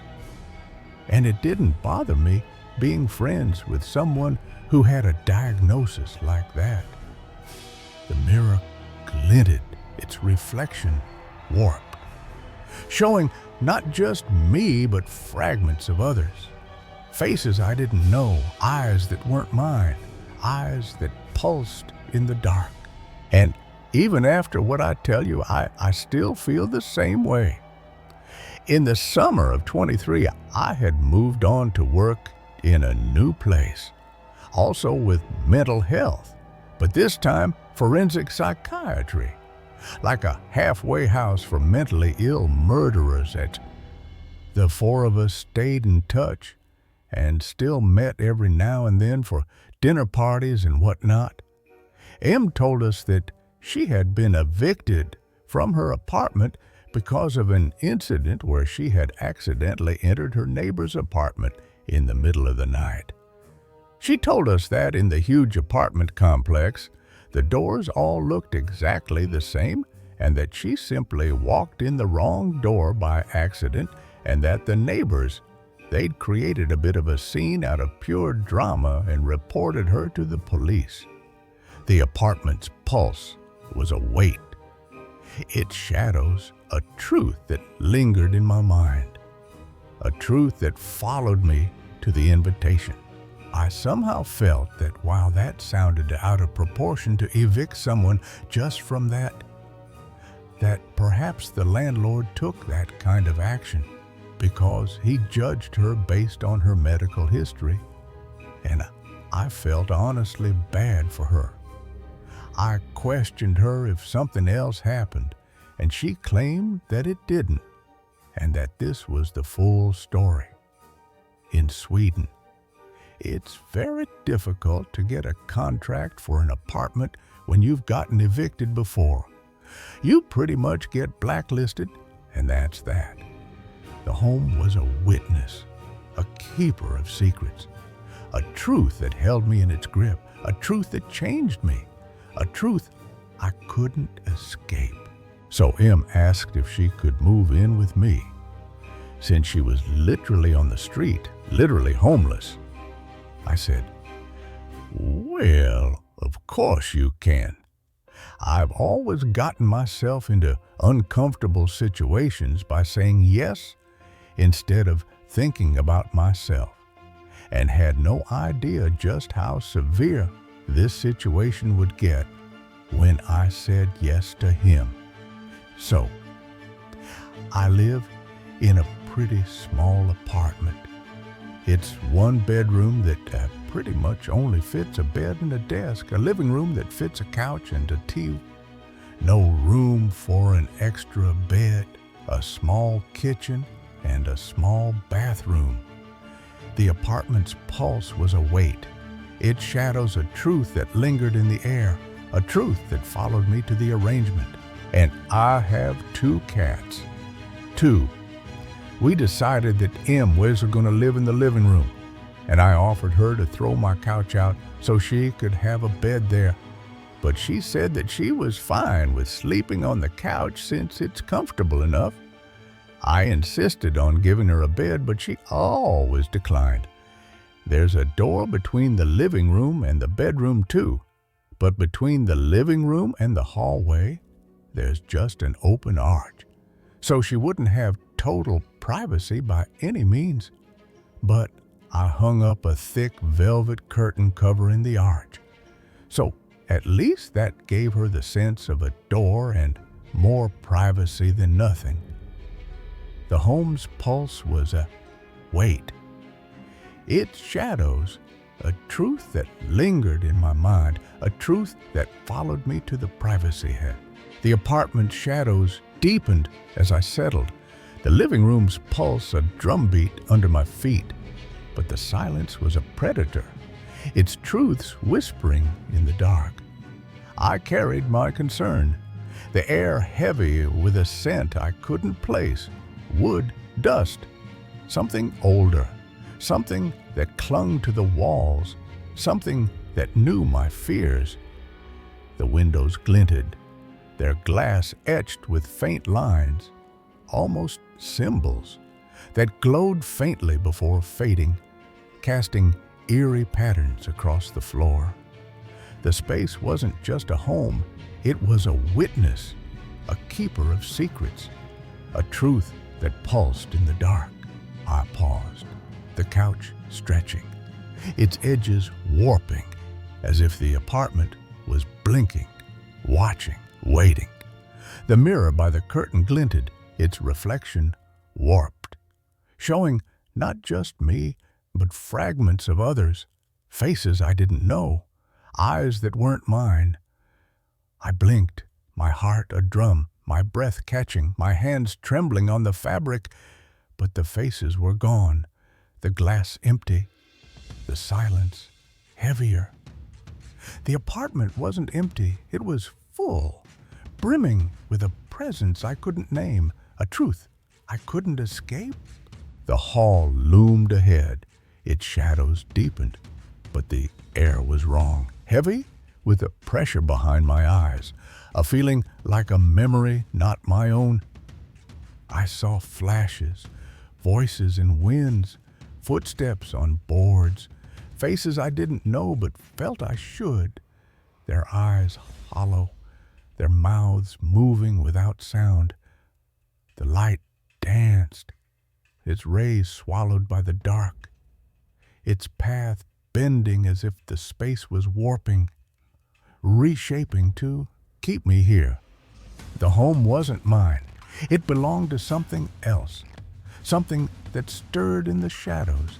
I stepped back, the chair a frail refuge, but the shadows lingered, their edges too sharp, too alert, as if the apartment was watching, waiting.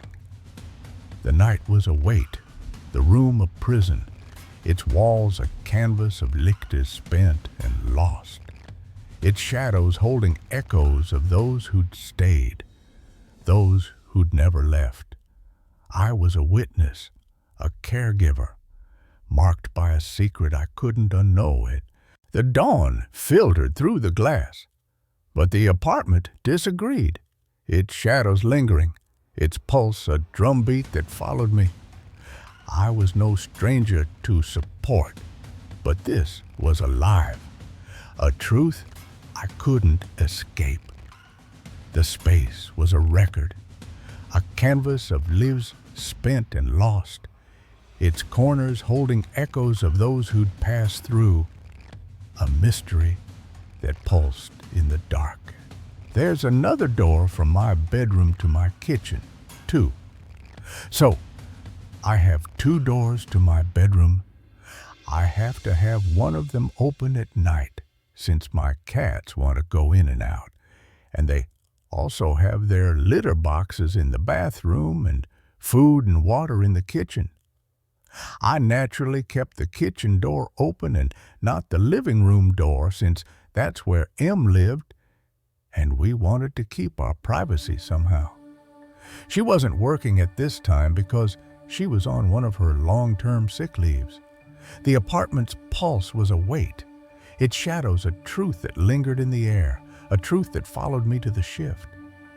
The mirror glinted, its reflection warped, showing not just me, but fragments of others, faces I didn't know, eyes that weren't mine, eyes that pulsed in the dark.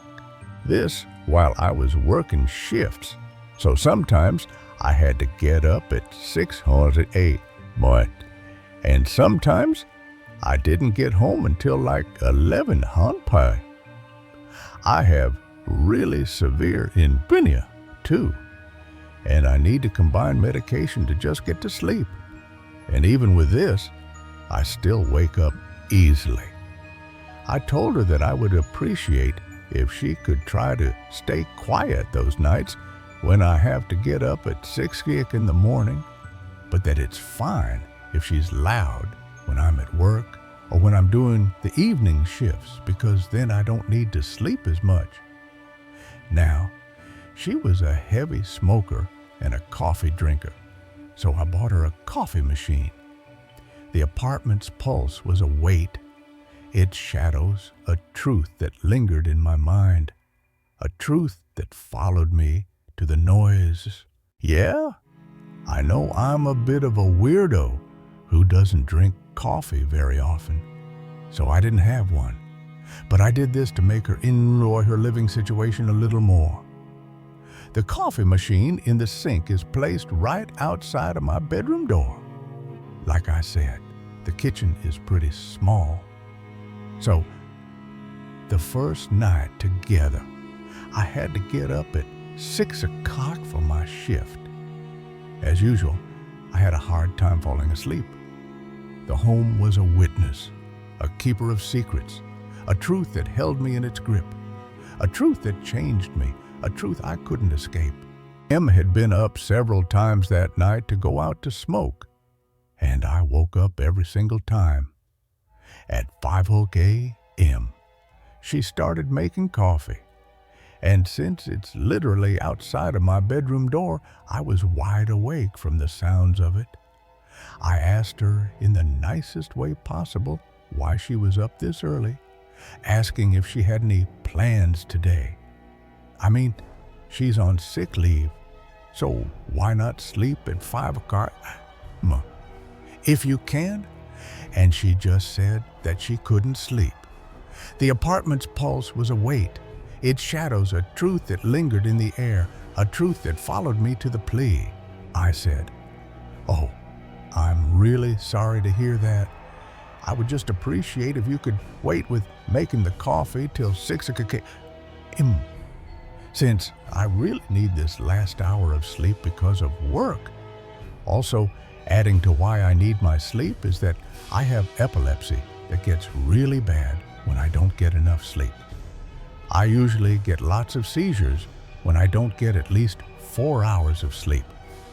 I knew that I would probably get seizures at work now, meaning that this day would be both stressful and potentially dangerous for me since there's a huge risk that I fall and hurt myself.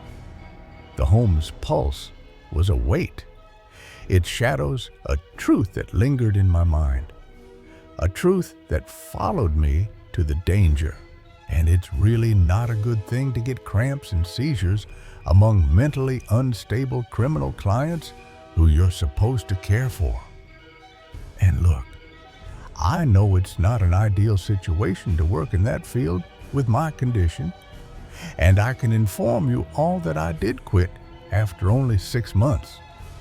Anyway, she said that she really wanted a coffee with her cigarettes, but that she would try to wait the next time that I have to work. I accepted it, and I went on with my day. But things just didn't get any better. The apartment was a witness, a keeper of secrets, a truth that held me in its grip, a truth that changed me, a truth I couldn't escape. She continued to wake me up early in the morning and through the night and continued to promise to stop, but insisted that she really wanted coffee with her cigarettes. I suggested making the coffee the night before or drinking iced coffee or Coke instead, but she didn't want that. I should add, too, that she demanded for me to be silent at 10 p.m. because that's when she wanted to sleep, and genuinely, I respected that. She used to get these moments of binge eating, too, where she would empty my fridge and pantry from everything that I had. I remember this one time when I bought a big loaf of bread, and she texted me 30 minutes after I left the apartment saying, "Hey, I'm sorry I ate your loaf of bread. I'll buy it back once I get money." The apartment's pulse was a weight, its shadows a truth that lingered in the air, a truth that followed me to the mess. The apartment's shadows followed me as I endured. The kitchen's pulse a drumbeat under my feet, but the silence was a predator, its truths whispering in the dark. I carried my frustration, the air heavy with a scent I couldn't place. Wood, oat, something older, something that clung to the walls, something that knew my fears.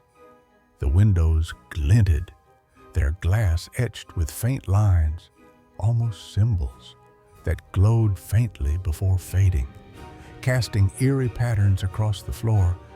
The space wasn't just a home, it was a witness, a keeper of secrets, a truth that pulsed in the dark.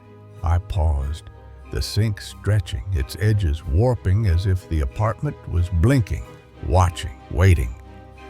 The mirror by the counter glinted, its reflection warped, showing not just me, but fragments of others, faces I didn't know, eyes that weren't mine.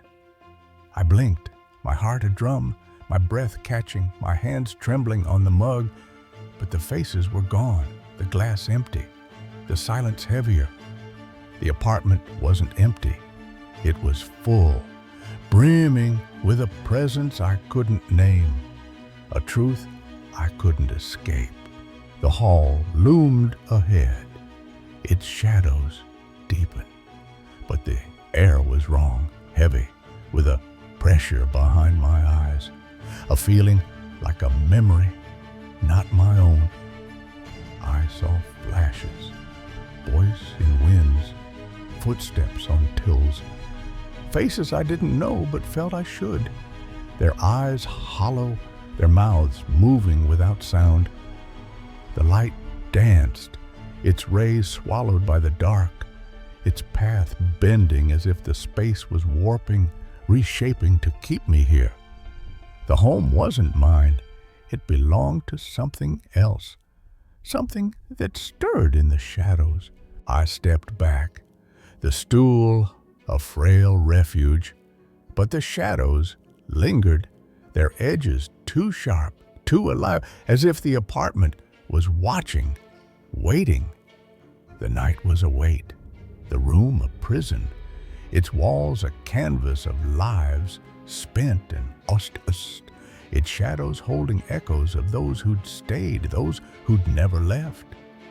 I was a witness, a caregiver, marked by a secret I couldn't unknow.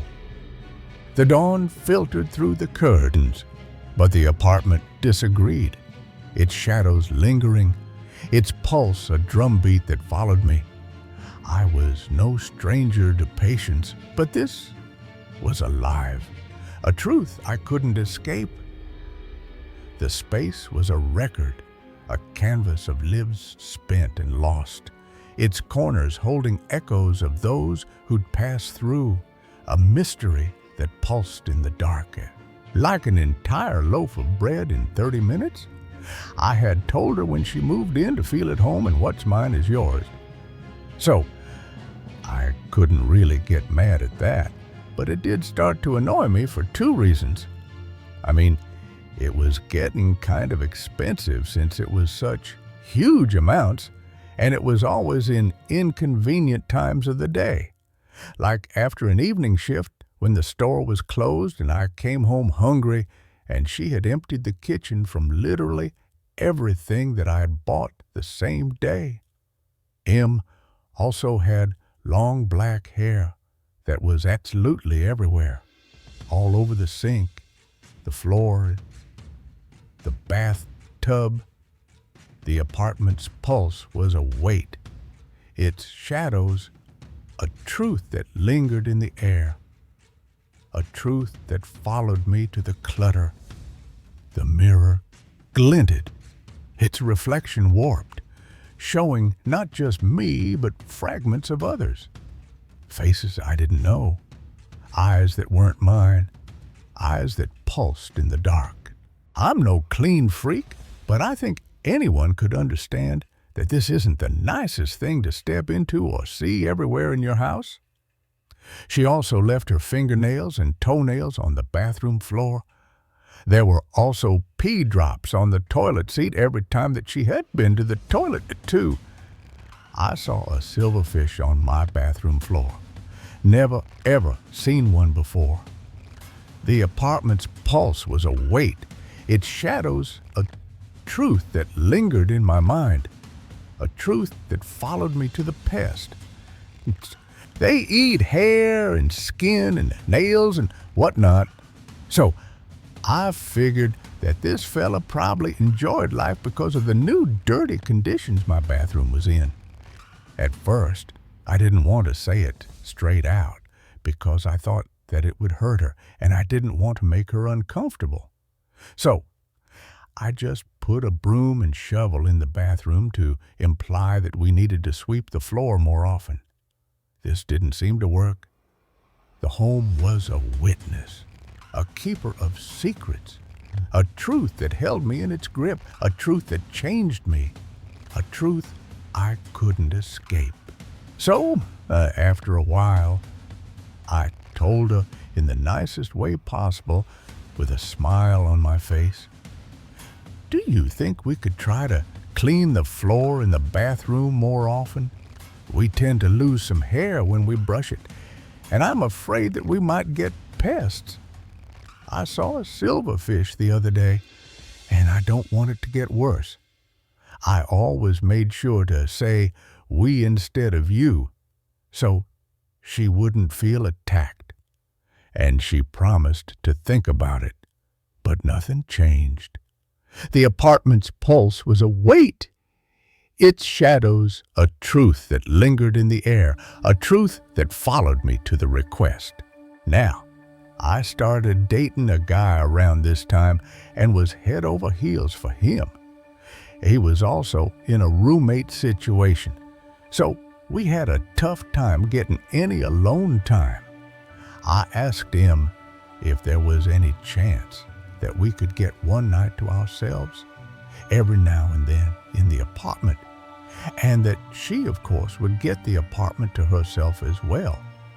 She didn't like the idea and claimed that she had nowhere to go, no friends or family. Now, I wasn't asking her to leave for 2 hours or anything. The home's pulse was a weight, its shadows a truth that lingered in my mind, a truth that followed me to the compromise. Just a few hours so we could just get some quality time together.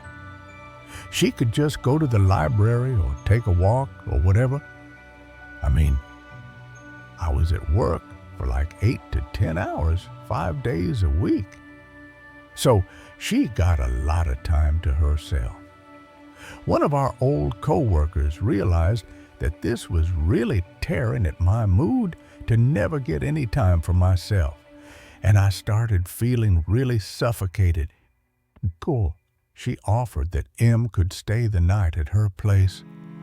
The apartment was a witness, a keeper of secrets, a truth that held me in its grip, a truth that changed me, a truth I couldn't escape.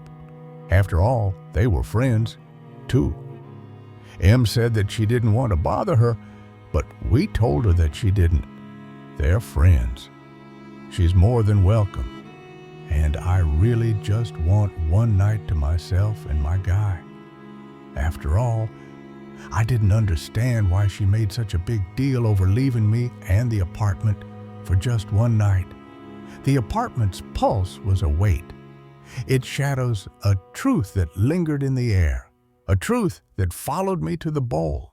She eventually accepted and spent the night there, and I spent the night away the next week so that she could go and get more alone time, too. And when I came home the next morning from my night away, I saw that my cat's water bowl was completely dried out. There was no spill on the floor, and it looked like it had been wiped out with a towel or paper or something. I had filled it up to the brim just the night before. I asked her how this was possible, and she said that the cats must have tipped it out, but there was nothing on the floor. Like I said, the home's pulse was a weight, its shadows a truth that lingered in my mind, a truth that followed me to the fear.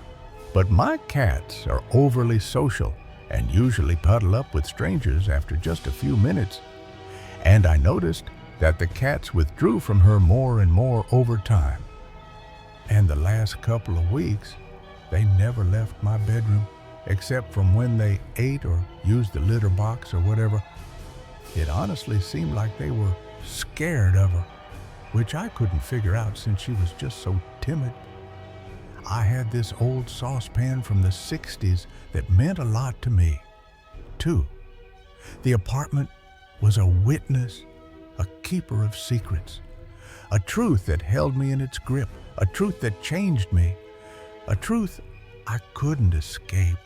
The apartment's shadows lingered as I struggled, the bedroom's pulse a drumbeat under my feet. But the silence was a predator, its truths whispering in the dark.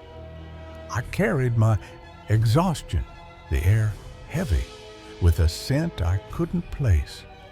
Wood, dust, something older, something that clung to the walls, something that knew my fears. The windows glinted, their glass etched with faint lines, almost symbols, that glowed faintly before fading, casting eerie patterns across the floor. The space wasn't just a home, it was a witness, a keeper of secrets, a truth that pulsed in the dark. I paused, the bed stretching, its edges warping as if the apartment was blinking, watching, waiting. The mirror by the desk glinted, its reflection warped, showing not just me but fragments of others, faces I didn't know, eyes that weren't mine.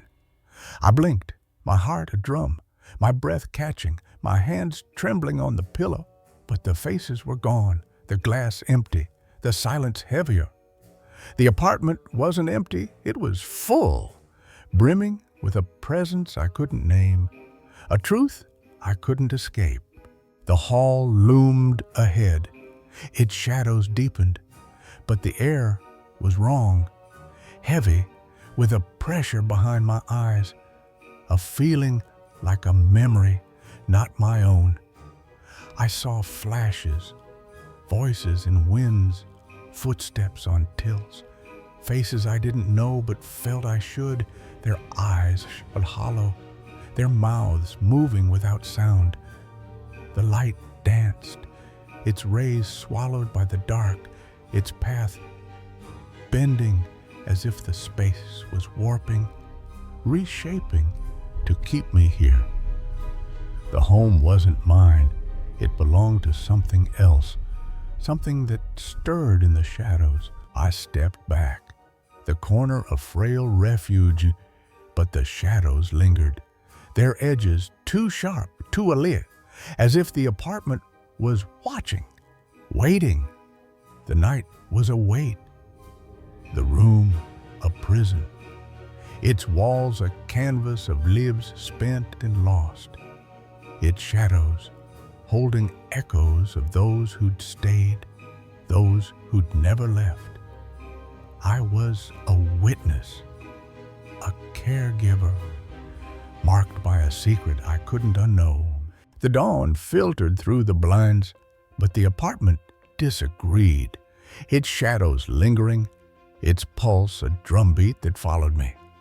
I was no stranger to resilience, but this was alive, a truth I couldn't escape. The space was a record, a canvas of lives bent in awe, its corners holding echoes of those who'd passed through, a mystery that pulsed in the dark. You probably wonder how a saucepan can mean a lot to someone, right? But it was my grandmother's, and it's really the only thing that I have that belongs to her. My mother used to cook for me with it when I was little, so it has a great nostalgic value to me. She burnt it one day and made no attempt to clean it. She left it on the stove and went out to smoke. The apartment's pulse was a weight, its shadows a truth that lingered in the air, a truth that followed me to the ruin. The mirror glinted, its reflection warped, showing not just me, but fragments of others, faces I didn't know, eyes that weren't mine, eyes that pulsed in the dark. I found it ruined, and I cried that day. She didn't even say that I'm sorry. She also broke dishes several times and didn't bother to replace them or apologize. This added to my frustration with her naturally. And it had been probably, 2 months had gone by now. The apartment's pulse was a weight, its shadows a truth that lingered in my mind, a truth that followed me to the theft.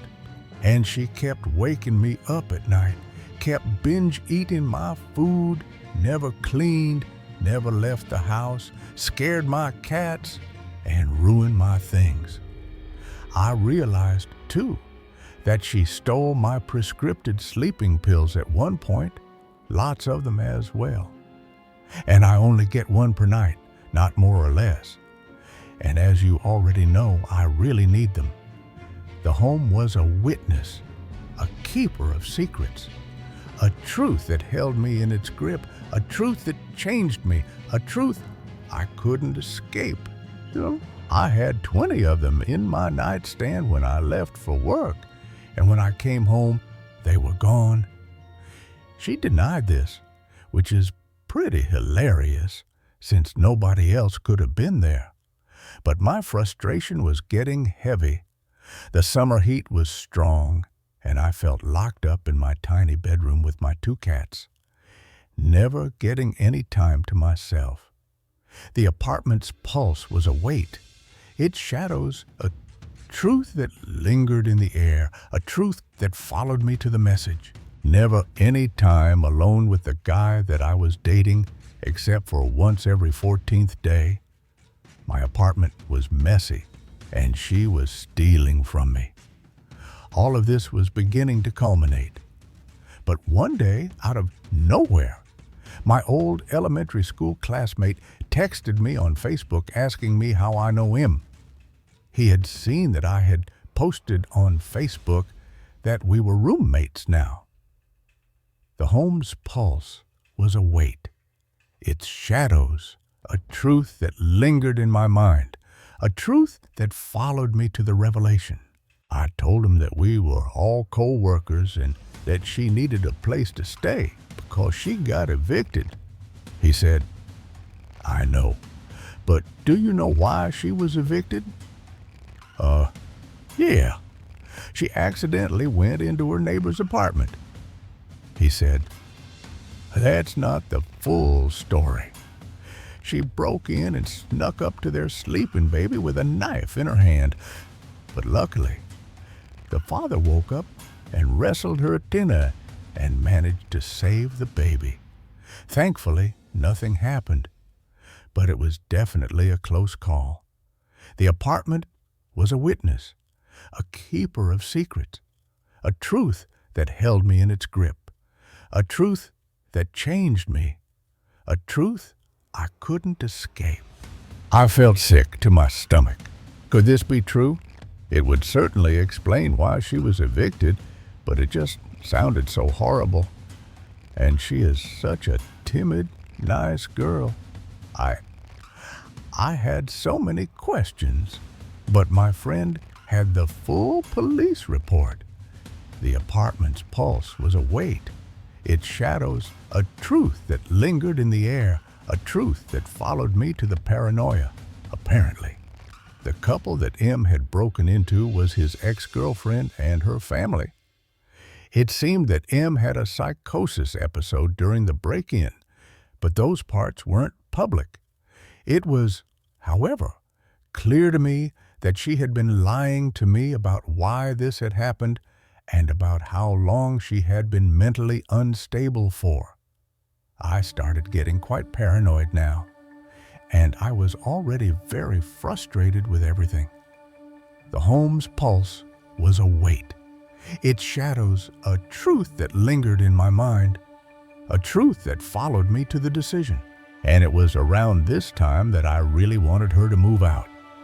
We did, however, have a contract that she had 30 days notice, and I knew that if I asked her in a harsh way that it would mean 30 days of chaos until she moved out. So I wanted to handle this as nicely as I could. I started looking for cheap hostels for her that I could suggest to her so she wouldn't be on the streets.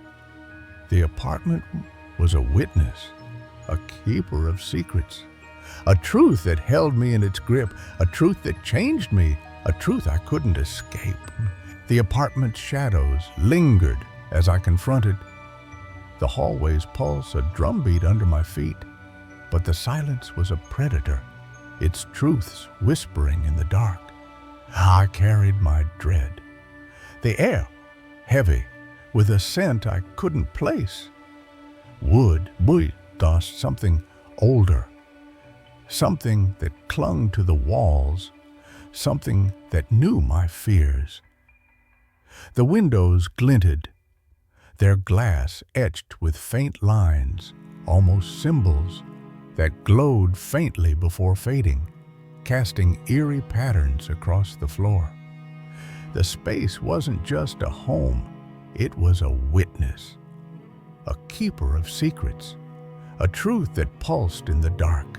I paused, the door stretching, its edges warping, as if the apartment was blinking, watching, waiting. The mirror by the arch glinted, its reflection warped, showing not just me, but fragments of others, faces I didn't know, eyes that weren't mine.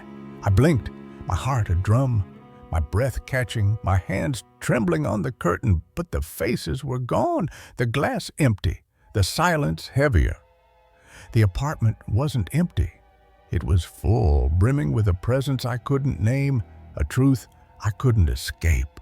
The hall loomed ahead, its shadows deepened, but the air was wrong, heavy, with a pressure behind my eyes, a feeling like a memory, not my own.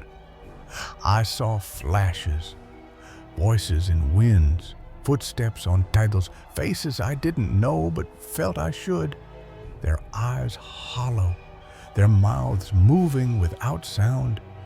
The light danced, its rays swallowed by the dark, its path bending as if the space was warping, reshaping to keep me here. The home wasn't mine. It belonged to something else, something that stirred in the shadows. Who was? I stepped back. The corner, a frail refuge, but the shadows lingered, their edges too sharp, too alive, as if the apartment was watching, waiting. The night was a weight, the room a prison, its walls a canvas of lives spent and lost, its shadows holding echoes of those who'd stayed, those who'd never left. I was a witness, a caregiver, marked by a secret I couldn't unknow. The dawn filtered through the panes, but the apartment disagreed, its shadows lingering, its pulse a drumbeat that followed me. I was no stranger to survival, but this was alive, a truth I couldn't escape. The space was a record, a canvas of lives spent and lost, its corners holding echoes of those who'd passed through, a mystery that pulsed in the dark. I sat down with her and told her that I loved living with her, and I feel really horrible for this, but I just miss my alone time and that the apartment is too small for two people.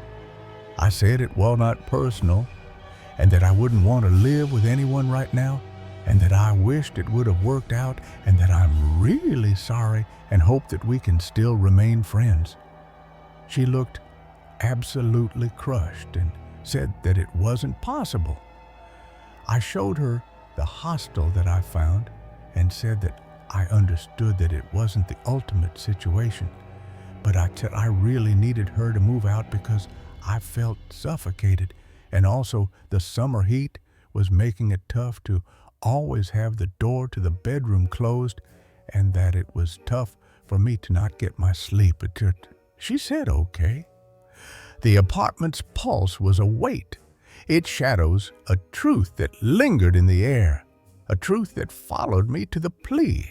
The mirror glinted, its reflection warped, showing not just me, but fragments of others, faces I didn't know, eyes that weren't mine, eyes that pulsed in the dark. She was going to try and move out, but not until 30 days had passed, and I said, of course, to this. The first night after our talk, she got up and made her coffee at 2:30 in the morning. I nearly had a mental breakdown that night. I was going to get up at 6 o'clock, and I couldn't go back to sleep. I asked her in the morning for probably the 10th time to not make coffee until I get up, but she didn't even answer me that time. The apartment's pulse was a weight, its shadows a truth that lingered in my mind, a truth that followed me to the stair. She just sat in the sofa and stared out the window. I said, "Em," and she kept staring. I was a little bit freaked out by that, but I left for work. She kept being weird, though, kept making a mess, kept waking me up, kept eating my food, and all I could think about was the incident with her and the baby and the knife and all that. The home was a witness, a keeper of secrets, a truth that held me in its grip, a truth that changed me, a truth I couldn't escape. I eventually got so ticked off about being woken up by the coffee maker, I plugged it out and stored it in my attic, which she had no access to. It may have been childish, I know that, but I was just genuinely getting so tired at this moment. My sleeping pills were stolen, and I was starting to feel like Edward Norton in the beginning of the Fight Club. Well, the next night, I woke up at 4 a.m. by her making coffee in a saucepan, not my grandmother's saucepan. The apartment's pulse was a weight, its shadows a truth that lingered in the air, a truth that followed me to the attic. Thankfully, that one was ruined. I tried talking to her again, explaining the situation, but she just stared and didn't reply. Me being frustrated and on the tipping point, took the saucepan and stored it in the attic as well. I know, but I was going crazy and just wanted her to stop with this nightly coffee routines and to just get the hint. The third night, I had the guy that I was dating sleeping at our place because I was getting really paranoid now over her weird behavior, not speaking with me and just staring into space. The home's pulse was a weight, its shadows a truth that lingered in my mind, a truth that followed me to the stair. I woke up from my very light snooze by him poking me, and he whispered, "Look," and in the doorway, Em was just standing silently staring at us. Honestly, this was like a scene from a horror movie with her long black hair over her face. I kid you not. I didn't say anything at first because I wanted to know if she just stood there for a second doing something by the door. The apartment was a witness, a keeper of secrets, a truth that held me in its grip, a truth that changed me, a truth I couldn't escape. But I realized after a while that she was actually just standing still, staring at us. It reminded me of the ending of Paranormal Activity when Katie just stares at Misa in the final scene. So I sat up and said, "What are you doing?" But before I could finish the sentence, she just slammed the door shut, and I heard the sound of something metal falling on the floor and her running into the living room. The apartment's pulse was a weight, its shadows a truth that lingered in the air, a truth that followed me to the knife. I yelled out, "You need to leave," and started crying hysterically because this was turning into a nightmare. Of course, I didn't go back to sleep that night, and I was really happy that I had company that night too. I just kept asking myself, had she done this before, stared at me in my sleep like that? The home's pulse was a weight, its shadows a truth that lingered in my mind, a truth that followed me to the discovery. The next day, when I got out of bed, I opened the door that she had slammed shut and saw a kitchen knife on the floor. So that was the metal sound that I had heard before she ran off that night. At this point, I took all of my knives and locked them in the attic as well. I then asked a friend of mine to come to my house and be here when I tell her that she has to move out immediately. that I can no longer wait 30 days. The apartment was a witness, a keeper of secrets, a truth that held me in its grip, a truth that changed me, a truth I couldn't unsee. We were 27 days in, and during the conversation, I really tried to stay calm. I know that she has a mental illness. I know that she means no harm. And even though I was just so frustrated, I couldn't bring myself to hate her. The apartment's pulse was a weight, its shadows a truth that lingered in the air, a truth that followed me to the text. I was mostly scared and tired, I guess. But she, however, didn't even answer when I talked to her. She just kept staring at the window. She left the apartment and she sent me a text instead, saying that I was disrespectful for bringing a friend over to her place. The home's pulse was a weight, its shadows a truth that lingered in my mind, a truth that followed me to the fire. Night came, and I thought that this would be a quiet night finally. No coffee maker or saucepans. But at 3 o'clock a.m., I woke up by her burning dry coffee powder in a frying pan. At this moment, I just felt terrified of her. Her face was dead. Her eyes were black. The apartment was a witness, a keeper of secrets, a truth that held me in its grip, a truth that changed me, a truth I couldn't unsee. I suspected that she had gone into psychosis. I stopped the fire, and she just ran off to the living room in silence. I knew that she had an appointment with her psychiatrist the next day, and while she was away, I packed all of her things. I then sent her a text telling her that she needs to pick them up and give me back my keys, and that I'll give her money for a hostel the upcoming 26 days.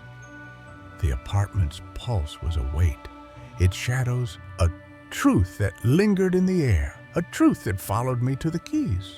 She didn't reply, though the guy that I was seeing came to keep me company in case she would fight about it. She didn't. She left the keys without looking at us, and she just left. Our co-workers, who were friends with us, both told me that she moved in with a guy that she was dating, apparently, and she stayed there for a few weeks until she somehow, amazingly, got an apartment of her own. The home's pulse was a weight, its shadows a truth that lingered in my mind, a truth that followed me to the fire. She started working again, and genuinely, I was really happy to hear this. She seemed to be doing pretty well.